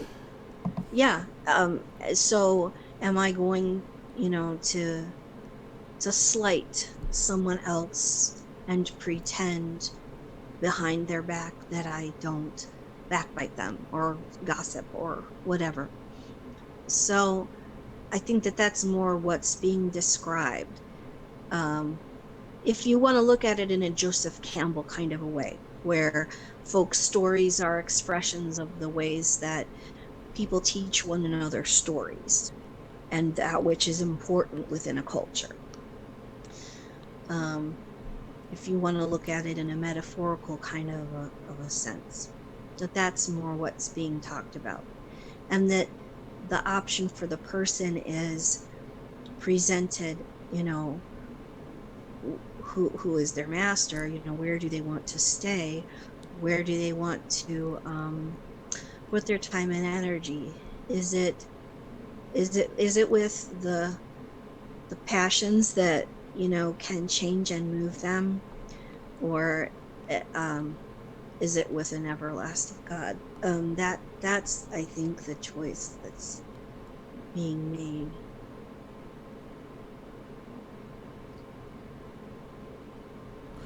Um, Or described or something. Did I answer? Or did I go off too you're far? wrong. No, I'm just kidding. I I'm know, kidding. I'm sure I'm wrong. Um, yeah, I don't know if they would have known anything other than good in a experiential way, at least in that kind of experiential knowledge. Yeah, the first time you wander away, in a store, that little hand gets loose from the parent and they just go wandering off because, like a scent hound that just is following the scent that's in front of them, and they're distracted and fascinated by it and don't recognize that they're lost. And then all of a sudden it's like, the child all of a sudden realizes, and if you've ever seen a kid when they, oh, and then they'll just start bawling, and they're like, it's like this recognition that they're completely lost. Like that. Um, you. Unless you're in Japan, which I talked about this week. Oh gosh, let's not get back onto Japan. Talk about Japan forever. Oh man. So okay, so you're doula, a massage therapist. You've been a psych tech. What do you do for fun? Oh, music and art and dance and literature and painting and sketching and everything artistic. And I love to read, and um, I enjoy other human beings, even when I don't like them. I still probably, Even when I don't like them. yeah. And I'm completely. the world is an endless fascination to me, and people within the world are an endless fascination to me. There's no such thing as boredom. Everything is so electric and completely engaging to me. Um, that's sometimes why it takes so long for me to get things done, because I'm doing so many things. Oh, and then that, and then this, and then, and there's kind of like everything's always going on at once.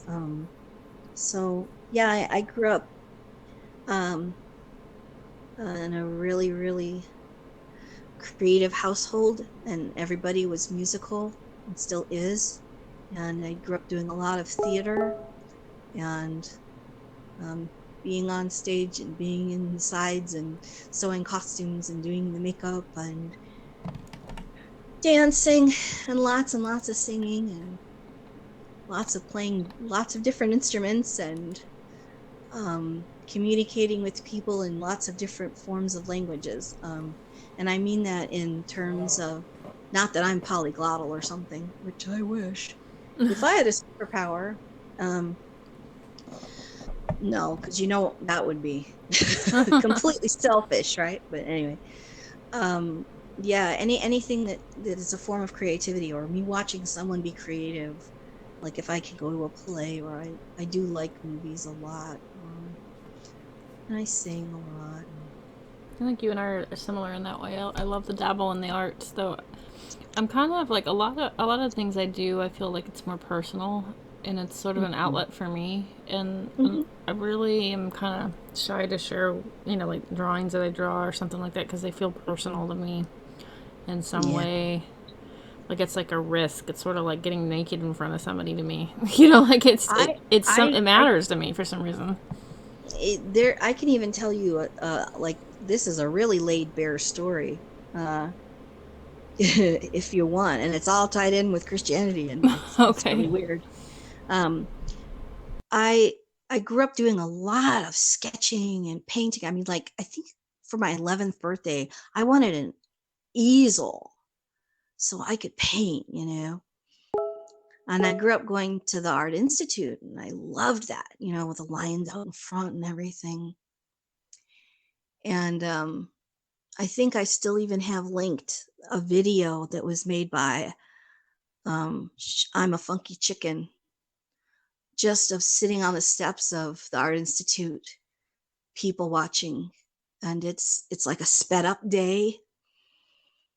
And sometimes when I would miss Chicago, I would just sit and watch that video, because that's like where I love to be, uh, right by the Buckingham Fountain in front of the Art Institute. But anyways, okay, there was someone who had asked about spiritual experiences. I think this was Dionysus, with paintings.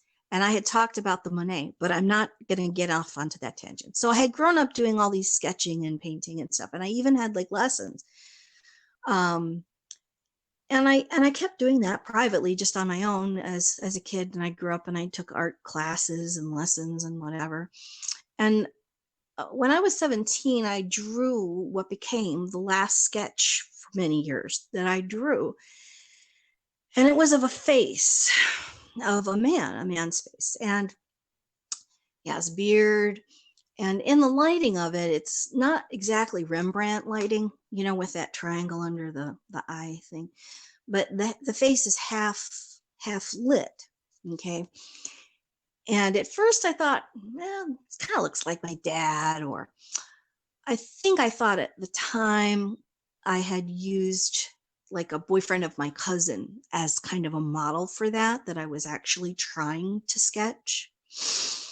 But have you ever seen Close Encounters of the Third Kind? Yep. Um, Spielberg. you know how they're compelled to do their art, like he's like, scraping his Yeah, his mashed potatoes. potatoes. He realizes, it's like that kind of a thing. And I, I had this, and I have this sketch still in one of my journals, and I can even like show you these pictures if you want. Um, I, I was scared by that face. And there was something so scary about it that haunted me that I never sketched again until 2012. And Did you have like a picture of Dorian Gray moment, or? it, well, here's the thing. Oh, I almost sort of revealed my age there. Don't add that up. Anyways, um, what do you call it? There is a video where there's a still of John the Hut Dweller that is lit in such a way where it's half his face is lit. And it's like this really odd still thumbnail that happened from this weird thing. And part of it was his face was half lit by the cigarette that illuminated his face. And when I saw that, it took me a while not only to remember, like allow myself to remember, but to accept that that was that face. And that freaked me out. And I even showed other people. And when they saw the sketch that I had done and I would show them this thumbnail, they were like, oh, that's that same oh my. And it would freak them out too. They'd, get the chills. Several people did that when I showed it to them. And then I finally actually did a drawing. I did the sketch of his actual face in that thumbnail. That's like the repro, where when you do sketches, you do many of them. And I sent it to him at one point, and he's an artist too, actually. So he appreciated it that I sent him this face of himself. But how did I draw a face? It's like into the future, into the past. Is it the same person? There's a feeling that went along with that I recognized, and it was the same one. So, human brains want to think that they see coincidences in things that aren't there, and that's fine. But what can I tell you? He was my friend before I met him. And he's not the only one like that, which is really weird. But there's another one of those weirdo stories that He was my friend before I even met him. Yeah. And that's kind of the same thing with my husband. And I joke, that I prayed him into being, like literally I was praying for him before I met him. And then it was this weird thing how I met him, because I didn't know he was this person related to this other person who I'd said this prayer. If she ever had a son, I would love to marry him. A really big cosmic joke was played on me. Gratefully. It wasn't at first, but gratefully. And all these years later, and 3 kids, and, gone around the world doing all kinds of fun hijinks in different places. But, and I got a lot of stories like that, as far as not this icon, but the icon on my Ruth is Rachel channel is the one. There was an icon of the Annunciation of the Theotokos that, John Hutchell, he would show up all these icons. And that one burned itself into my brain in such a way that it became like this, like, spiritual experience. It was almost like, I don't know if you've ever seen film slides, but, you would put them into that carousel and then they would go around and around. People would have their, this is like before the days where people had, like, now they have those, they do it on their computers. I forget what those are called. PowerPoint or something. They used to have slides, and that's what it felt like. A slide was placed in my head. And so whenever I would look at something, I would see it through as if there was a slide of that icon in front of me. When I would close my eyes, there it would be, the same one.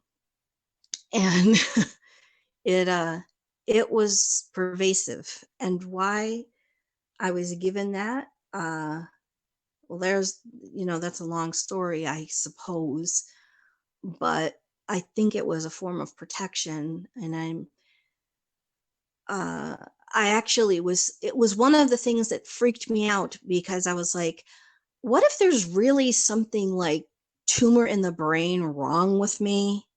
Like, I can't just think everything's mystical,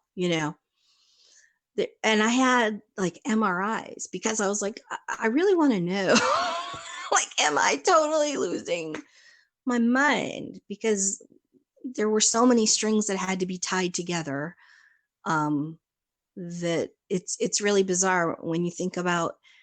One day I was just watching a video. Vera 747 is the name of the woman whose video I watched, and I was so irritated by the things that she had said that I just wanted to dash off a letter to her. And these were the days when you could write a private message to somebody on the YouTube, and now you can't. And then I saw a video of someone on the side, and I thought, I wonder if others have tried this. And I thought the better of it, and it was addressed to her. So I thought, I wonder if he's tried. Maybe I shouldn't bother.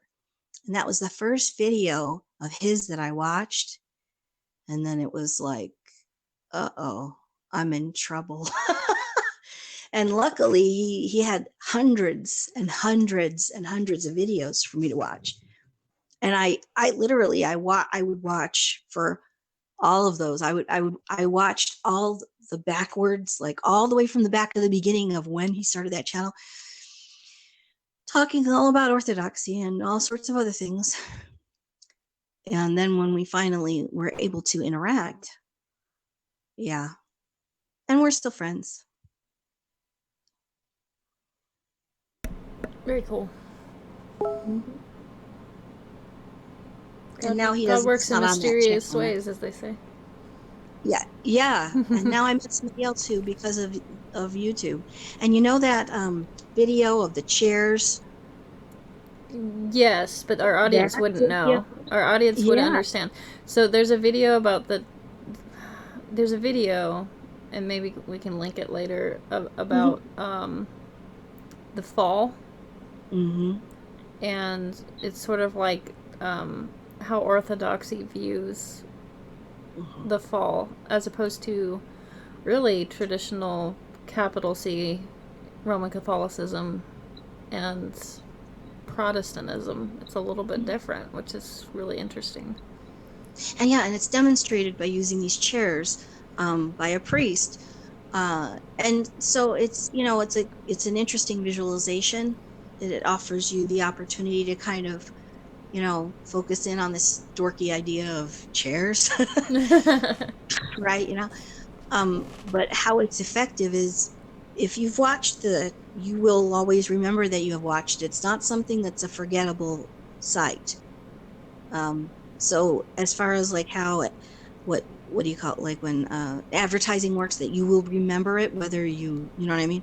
It will stick in your brain. And that was the one that fellow who I met today, or I had found today, he had seen. That made him look and find all of the other Orthodox anything. And he listened to tons of homilies that were given. And there are two for me. One is an archbishop and one is a monk, that are the two who I like the most. One is Archbishop Lazar, and he's in Canada. And the other one is a Coptic monk, and his name is Father Lazarus. And if you watch any of his videos, it's like watching someone who's gone back in time. And he lives at St. Anthony's in the desert, and he's done all of these hundreds of videos, thousands I think, and it's on like the Coptic Youth channel. You can find it there. Coptic Youth, I love it. Yeah, the Coptic It Youth sounds like a channel. band. I know, right? It should be, shouldn't it? And it's like he just came out of through time. They're the same.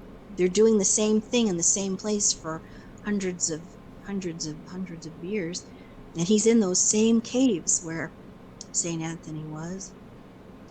And oh my gosh, the way he talks and captures the the understanding of what the apostles taught, um, and how the way he says it is to me most like the way that I understand Orthodoxy to be, and the ways that Archbishop Lazar does too really captures it. And what's strange is today someone made a comment on a video of mine that was, I made it what years? Yeah, like 3+ something odd years ago. And there was a point at which Archbishop Lazar, um, he's written books about transgender people. And I made a video because there was someone who happens to be a Gnostic Christian, and he was being very negative and said some things that were incredibly derogatory.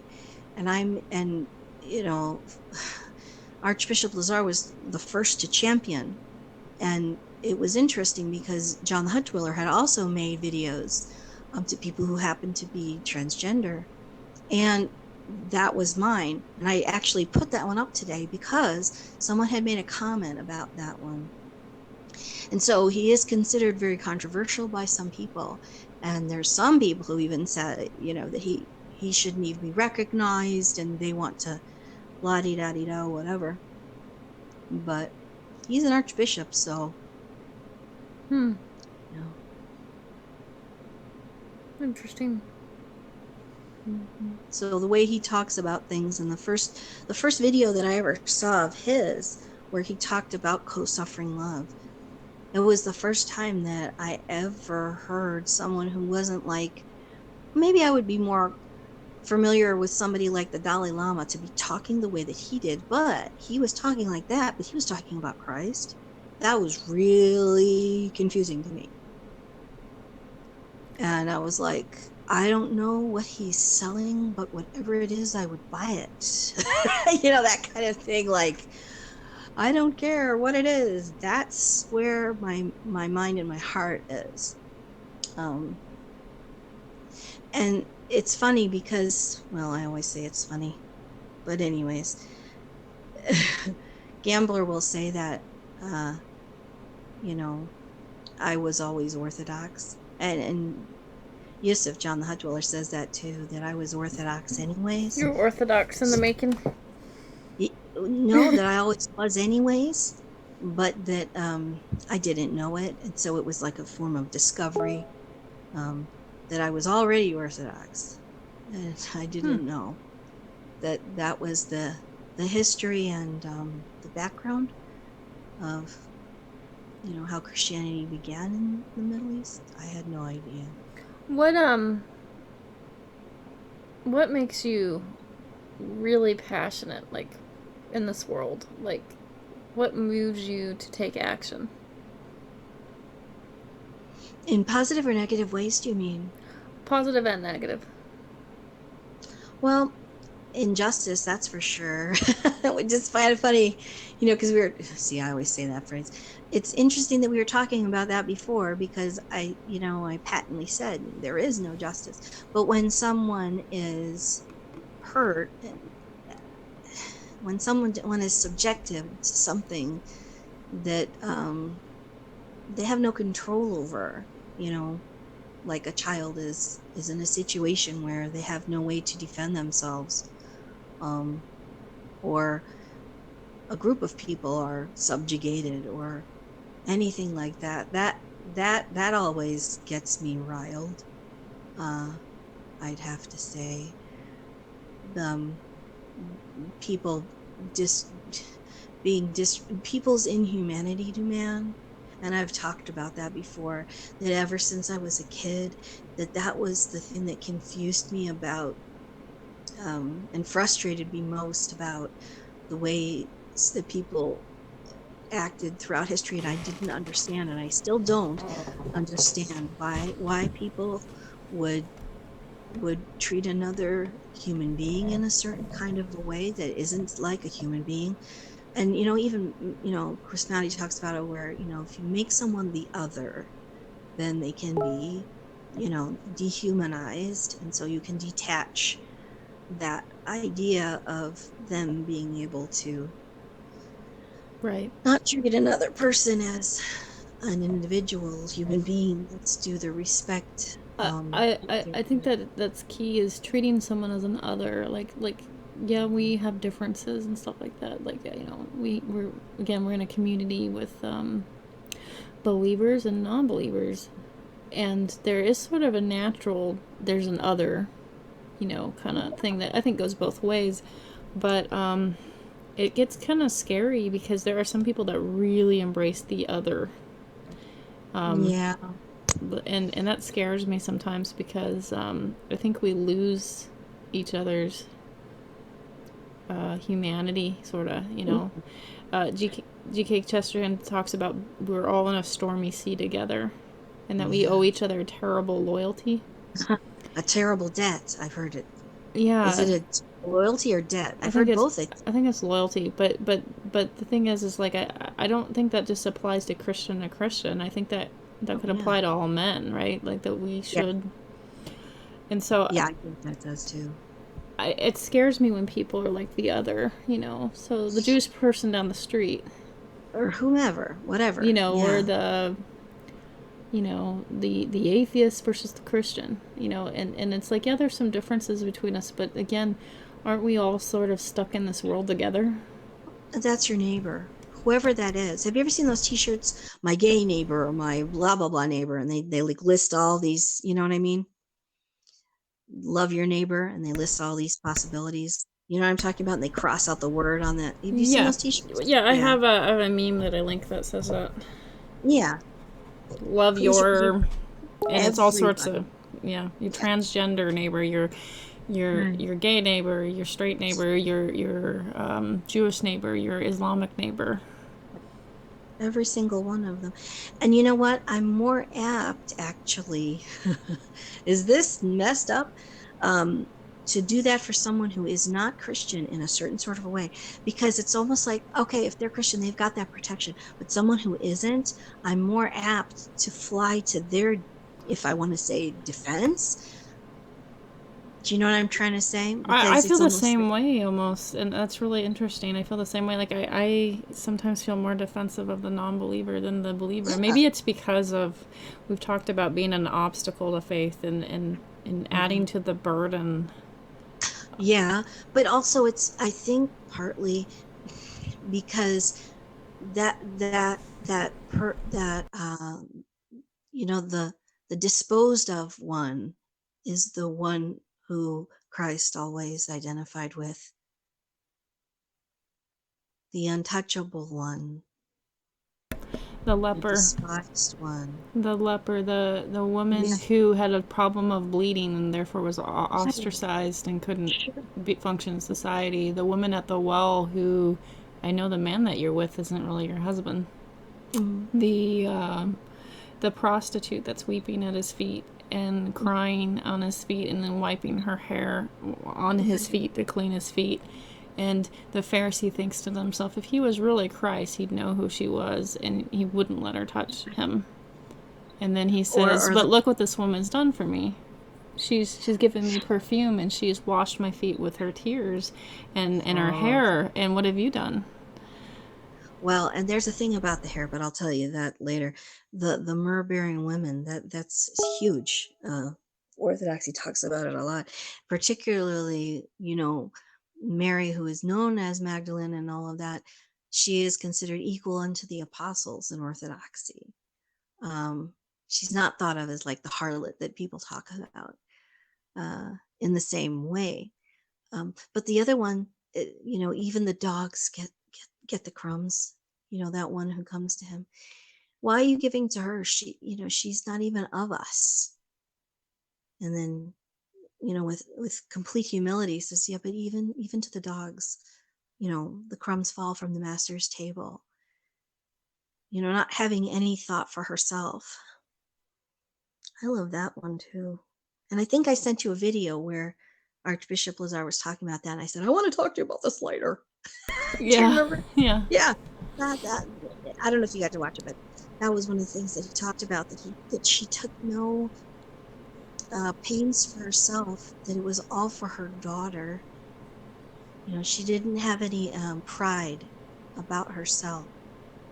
So to even compare herself in that way, that's pretty big of a comparison to present for yourself, for someone else to consider.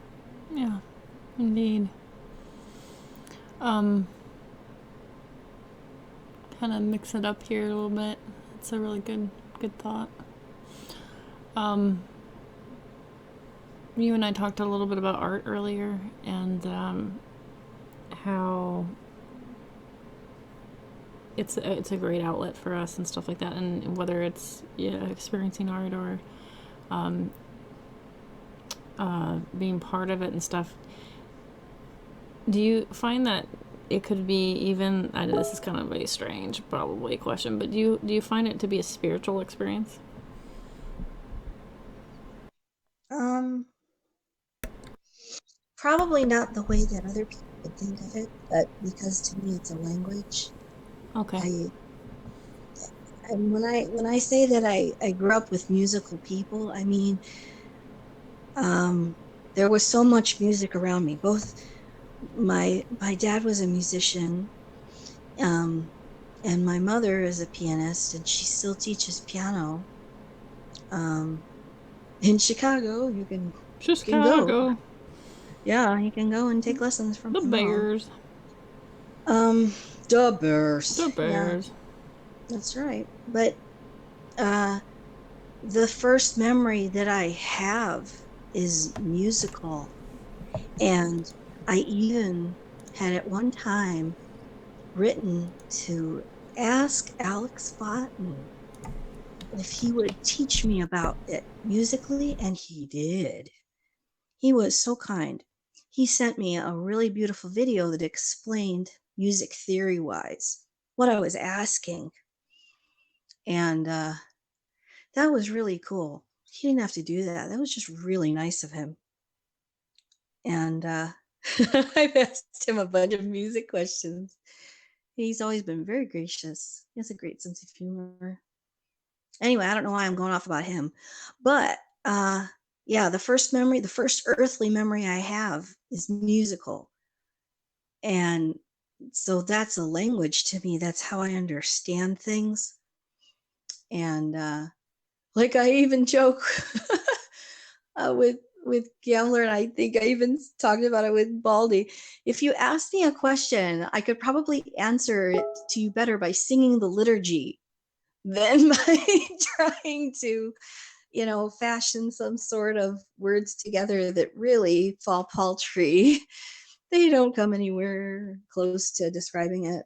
Um, words fail every time, is what Gambler says. Uh, and they do. So I don't experience it as a spiritual thing, like how you might think of it, but particularly with icons, which are written, they're a form of scripture, and they put me into a meditative state that is so instantaneous and deep, and just focused completely towards Christ, that there's nothing that can mimic that. There's nothing that's similar to that. Um, but I think creative earthly arts are very different than spiritual, though I think that a lot of times they can be in coincidence and can stoke the fire of the other, which I think is part of what all the chanting is about and the singing. Um, What in the world is all this chanting about? What's all that chatting about? Well, it depends on what language. It depends on the tone. All tones are based on, and there's we've had a long time to figure this stuff out. you know, um, yeah. So, we're gonna probably wrap it up soon because we're kind of going late and stuff. Is there anything that if you particularly wanted to share, or I have a couple questions before I kind of wind out. Mm.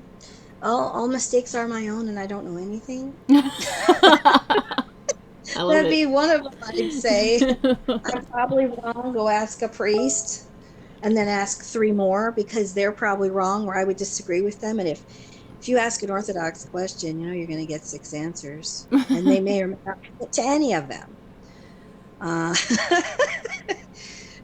who knows? But yeah, I don't know. I mean, I'm just a person, so Yeah. I I'm just hanging out and I have fun. Um. Yeah. If you if you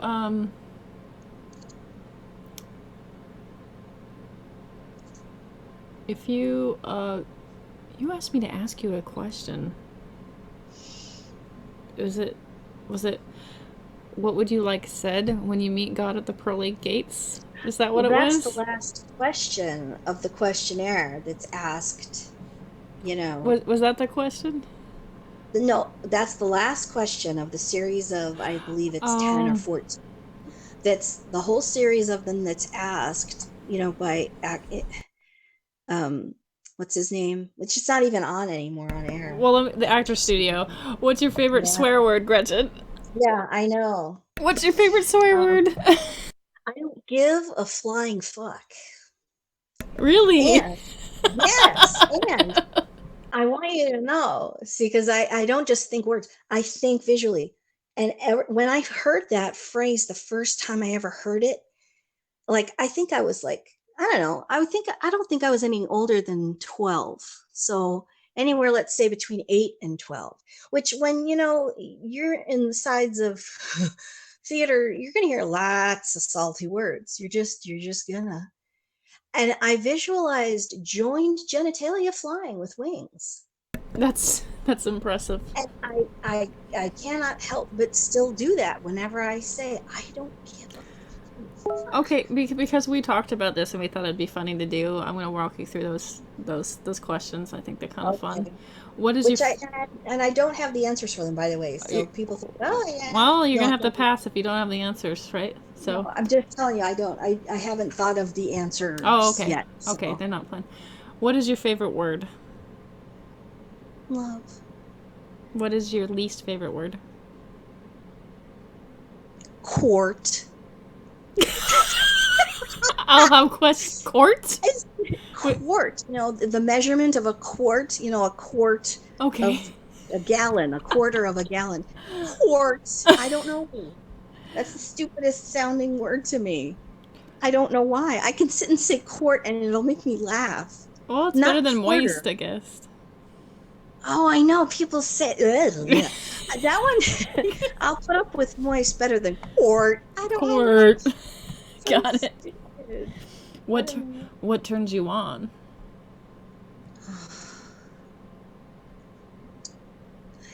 I know this sounds sort of stupid, but excitement, like when someone is excited about something else, I get excited with them in terms of an interest in something or something that just lights up somebody else's interest and they're fascinated by it. Even if I really don't care about the topic, I kind of ride that wave just because they like whatever it is they're talking about and I can enjoy it for that time, whether it's my gig or not. Um, it kind of like, when you see the joy of a child, like I'll see that in adults too. Um, and it's just as fun for me when it's an adult, because we're just big kids, you know. What turns you off? Lying, Hmm. yeah, and to self mostly, Ooh. and I mean that, against myself, like me to myself. Like I can take that for other people, and I won't judge them because I understand whatever they're needing to do is for themselves. So I don't take offense to that if it's for them. But yeah, that one. Or the other one would be, yeah, when someone is denying someone else's humanity, that one really Hmm. gets, there's a visceral reaction, my blood boils. Bothers me too. Yeah. What noise or sound do you love? The laughter of my kids, Oh, I or love or the your son when he came in and visited with me, and he's like, I like your tiger and stuff. He just that made my morning. Oh, actually, he was yeah, so fun. oh, thank you. And here's the other thing, and I'm going to say, the sound of them singing from another room in the house, down the hall, whatever it is. And here's the funniest thing. When I would wake up as a child, my kids would my parents would know I was awake because I would begin to sing. And that's also how all of my kids wake up. They start to sing, and so I know they're awake. And it's like, why do we all do this?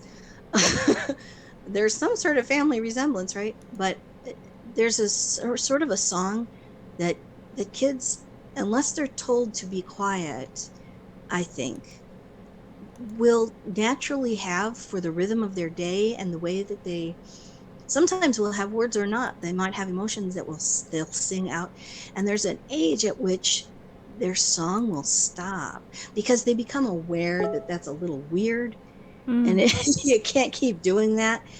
um and I remember, like, I would specifically remember the day that my two older boys, their song had stopped. They had become, socialized. But my little Aw, guy, he still sings. I love it. Keep singing, even when you're an adult in the car if you have to. Yes, don't worry if you're off key. Does Mm. not matter. Yep. What sound or noise do you hate? Oh, the crushing of metal or glass when there's an accident. Oh yeah. Yeah, that, or and the close running seconds would be like the screeching tires that come with that. And the other one Mm. is shotguns, because I gunshots, rather. I hear gunshots a lot. Um Jeez, you live in the hood? and I grew up around that, Well, so I hear that a Chicago. lot. Yeah, yeah, Right. But even where I am now in Tucson, yeah, I hear a lot of gunshot. yeah. And then you hear the helicopter going. Oh, that's not good. You know what other favorite sound I forgot to say? And obviously the ocean. I do love the sound of waves. But this in the Midwest, we hear all the time train whistles. Hmm. And it relaxes me so much when I hear a train and the whistle goes. It's like, yeah. Or there's certain Santana songs. Or Santana songs. Carlos Santana, seriously. It's like there are times where I would be so upset, and all I would do is hear just a little bit of his guitar, and it would be just like my heart would be so at peace. So we already asked what is your favorite curse word, which I just love you Yes, you saying got it. that one. Which You got is that one. which is. You gonna make me say it again? I'll give you a pass. I just think it's funny coming from you. You, because how often have you ever heard me say that, I think right? once maybe, and I was like, Tonight. yeah. Yeah, because yeah, I usually don't. But if you catch me in a play and I'm on the side of the wings, I don't give a flying fuck what. Yeah. What profession other than your own would you like to attempt? I do, and I don't want to say doctor, but I guess psychologist or counselor of some kind. I really wish I'd rather just go back to doing dance. I loved ballet. I still do ballet. I still do ballet in my kitchen I and other believe it. I could places. picture that actually. You dancing ballet in the kitchen. Ballet and belly. I mean, I grew up doing ballet, but I didn't learn belly dancing till I was like an adult in California. That was a lot of fun. But I heard that's good exercise. You burn calories. it is, and it's fun. What profession would you not like to do? Well, anything in politics, stuff like that, or, anything that's like poopy stinky. So, like plumbers, I guess, or something like that. If heaven exists, what would you like to hear God say when you arrive at the pearly gates? Welcome home. Welcome home. And here's your dad. I miss my dad. And here's Saint Monica. You need to meet Saint Monica. There's a lot of things I know. Yeah, I'm sure they have words for me too, and maybe not all of them would be nice. Do you know how many times we've saved your butt? We've been praying for you. Thank you. I needed it. Do you have a favorite saint that you pray to, or does that? Well, it's not like you pray to them, right? Pray with me, right? Yeah, where I ask them to pray for me, just like I would ask you to pray for me. Please pray for me. I mean, I don't want to pick favorites, but there are certain ones. Earmuffs. I know, right? Kidding. But there are certain ones who have made themselves known to me over time. One of them is Saint Basil, and that was when I was in college, and I actually used to wear a medal of Saint Basil.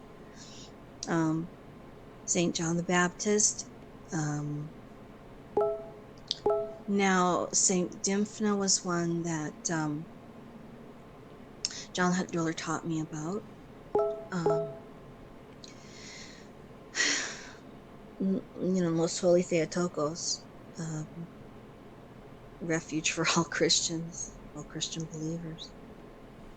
And Fiona and I would talk to her about Holy Mother. Yeah. What else? Who else? I don't know. Should I go over to my icon corner? Actually, no, we're good. We're good. Like we can't name all off like about. I know. This isn't Noah's Ark of saints, so we gotta. I think that's good now. So, okay. So final question. Okay, just kidding. If you could ask people to rally around a particular goal here in the G plus community / debate community / YouTube community, and what we should, ask people like, hey, let's work towards this goal or this thing. What would you have us rally around? What noble thing or what bugs you, or what are you passionate about here? Become interested in other people. You already know what's in your own head. You already know that narrative. So be quiet and listen to others, and you may actually learn something. You don't always have to accept it or like it. You can eat the meat and spit out the bones. But there's something valuable in somebody else's experience, even if it is something that you choose not to copy or mimic. But it's going to benefit you in some way, because at least you have the option to make a choice from that. Become passionate about learning about other people. Want to find out who they really are.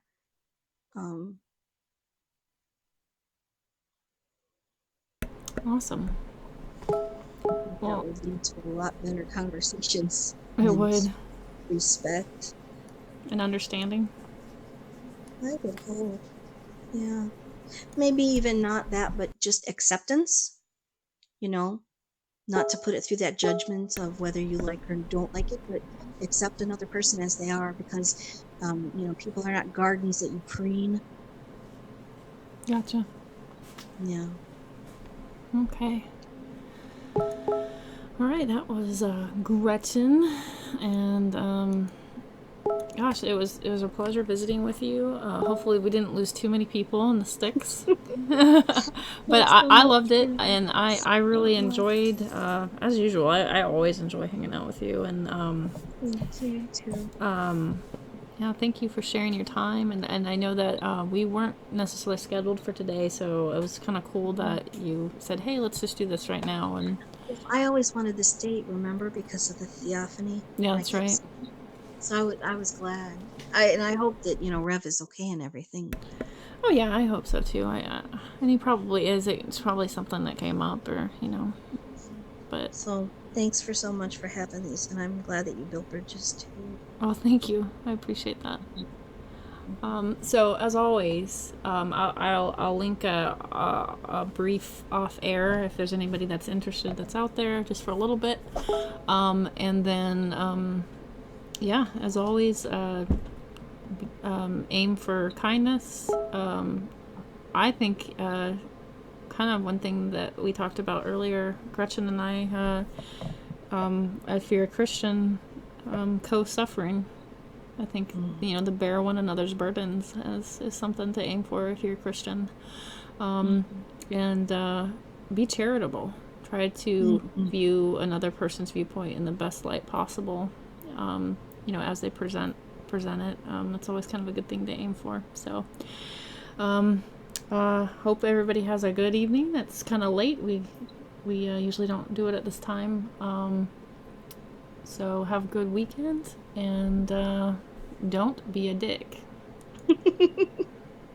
Yeah. Are we still live, or did you Yeah, cut it off? we're live. Oh, Hang on. relax. I would say my Hang on. last parting word would be. Oh, I'll tell you what my last parting word would be. Christ is King. Peace on your heart. Christ is King, peace on your heart. That's probably better than mine.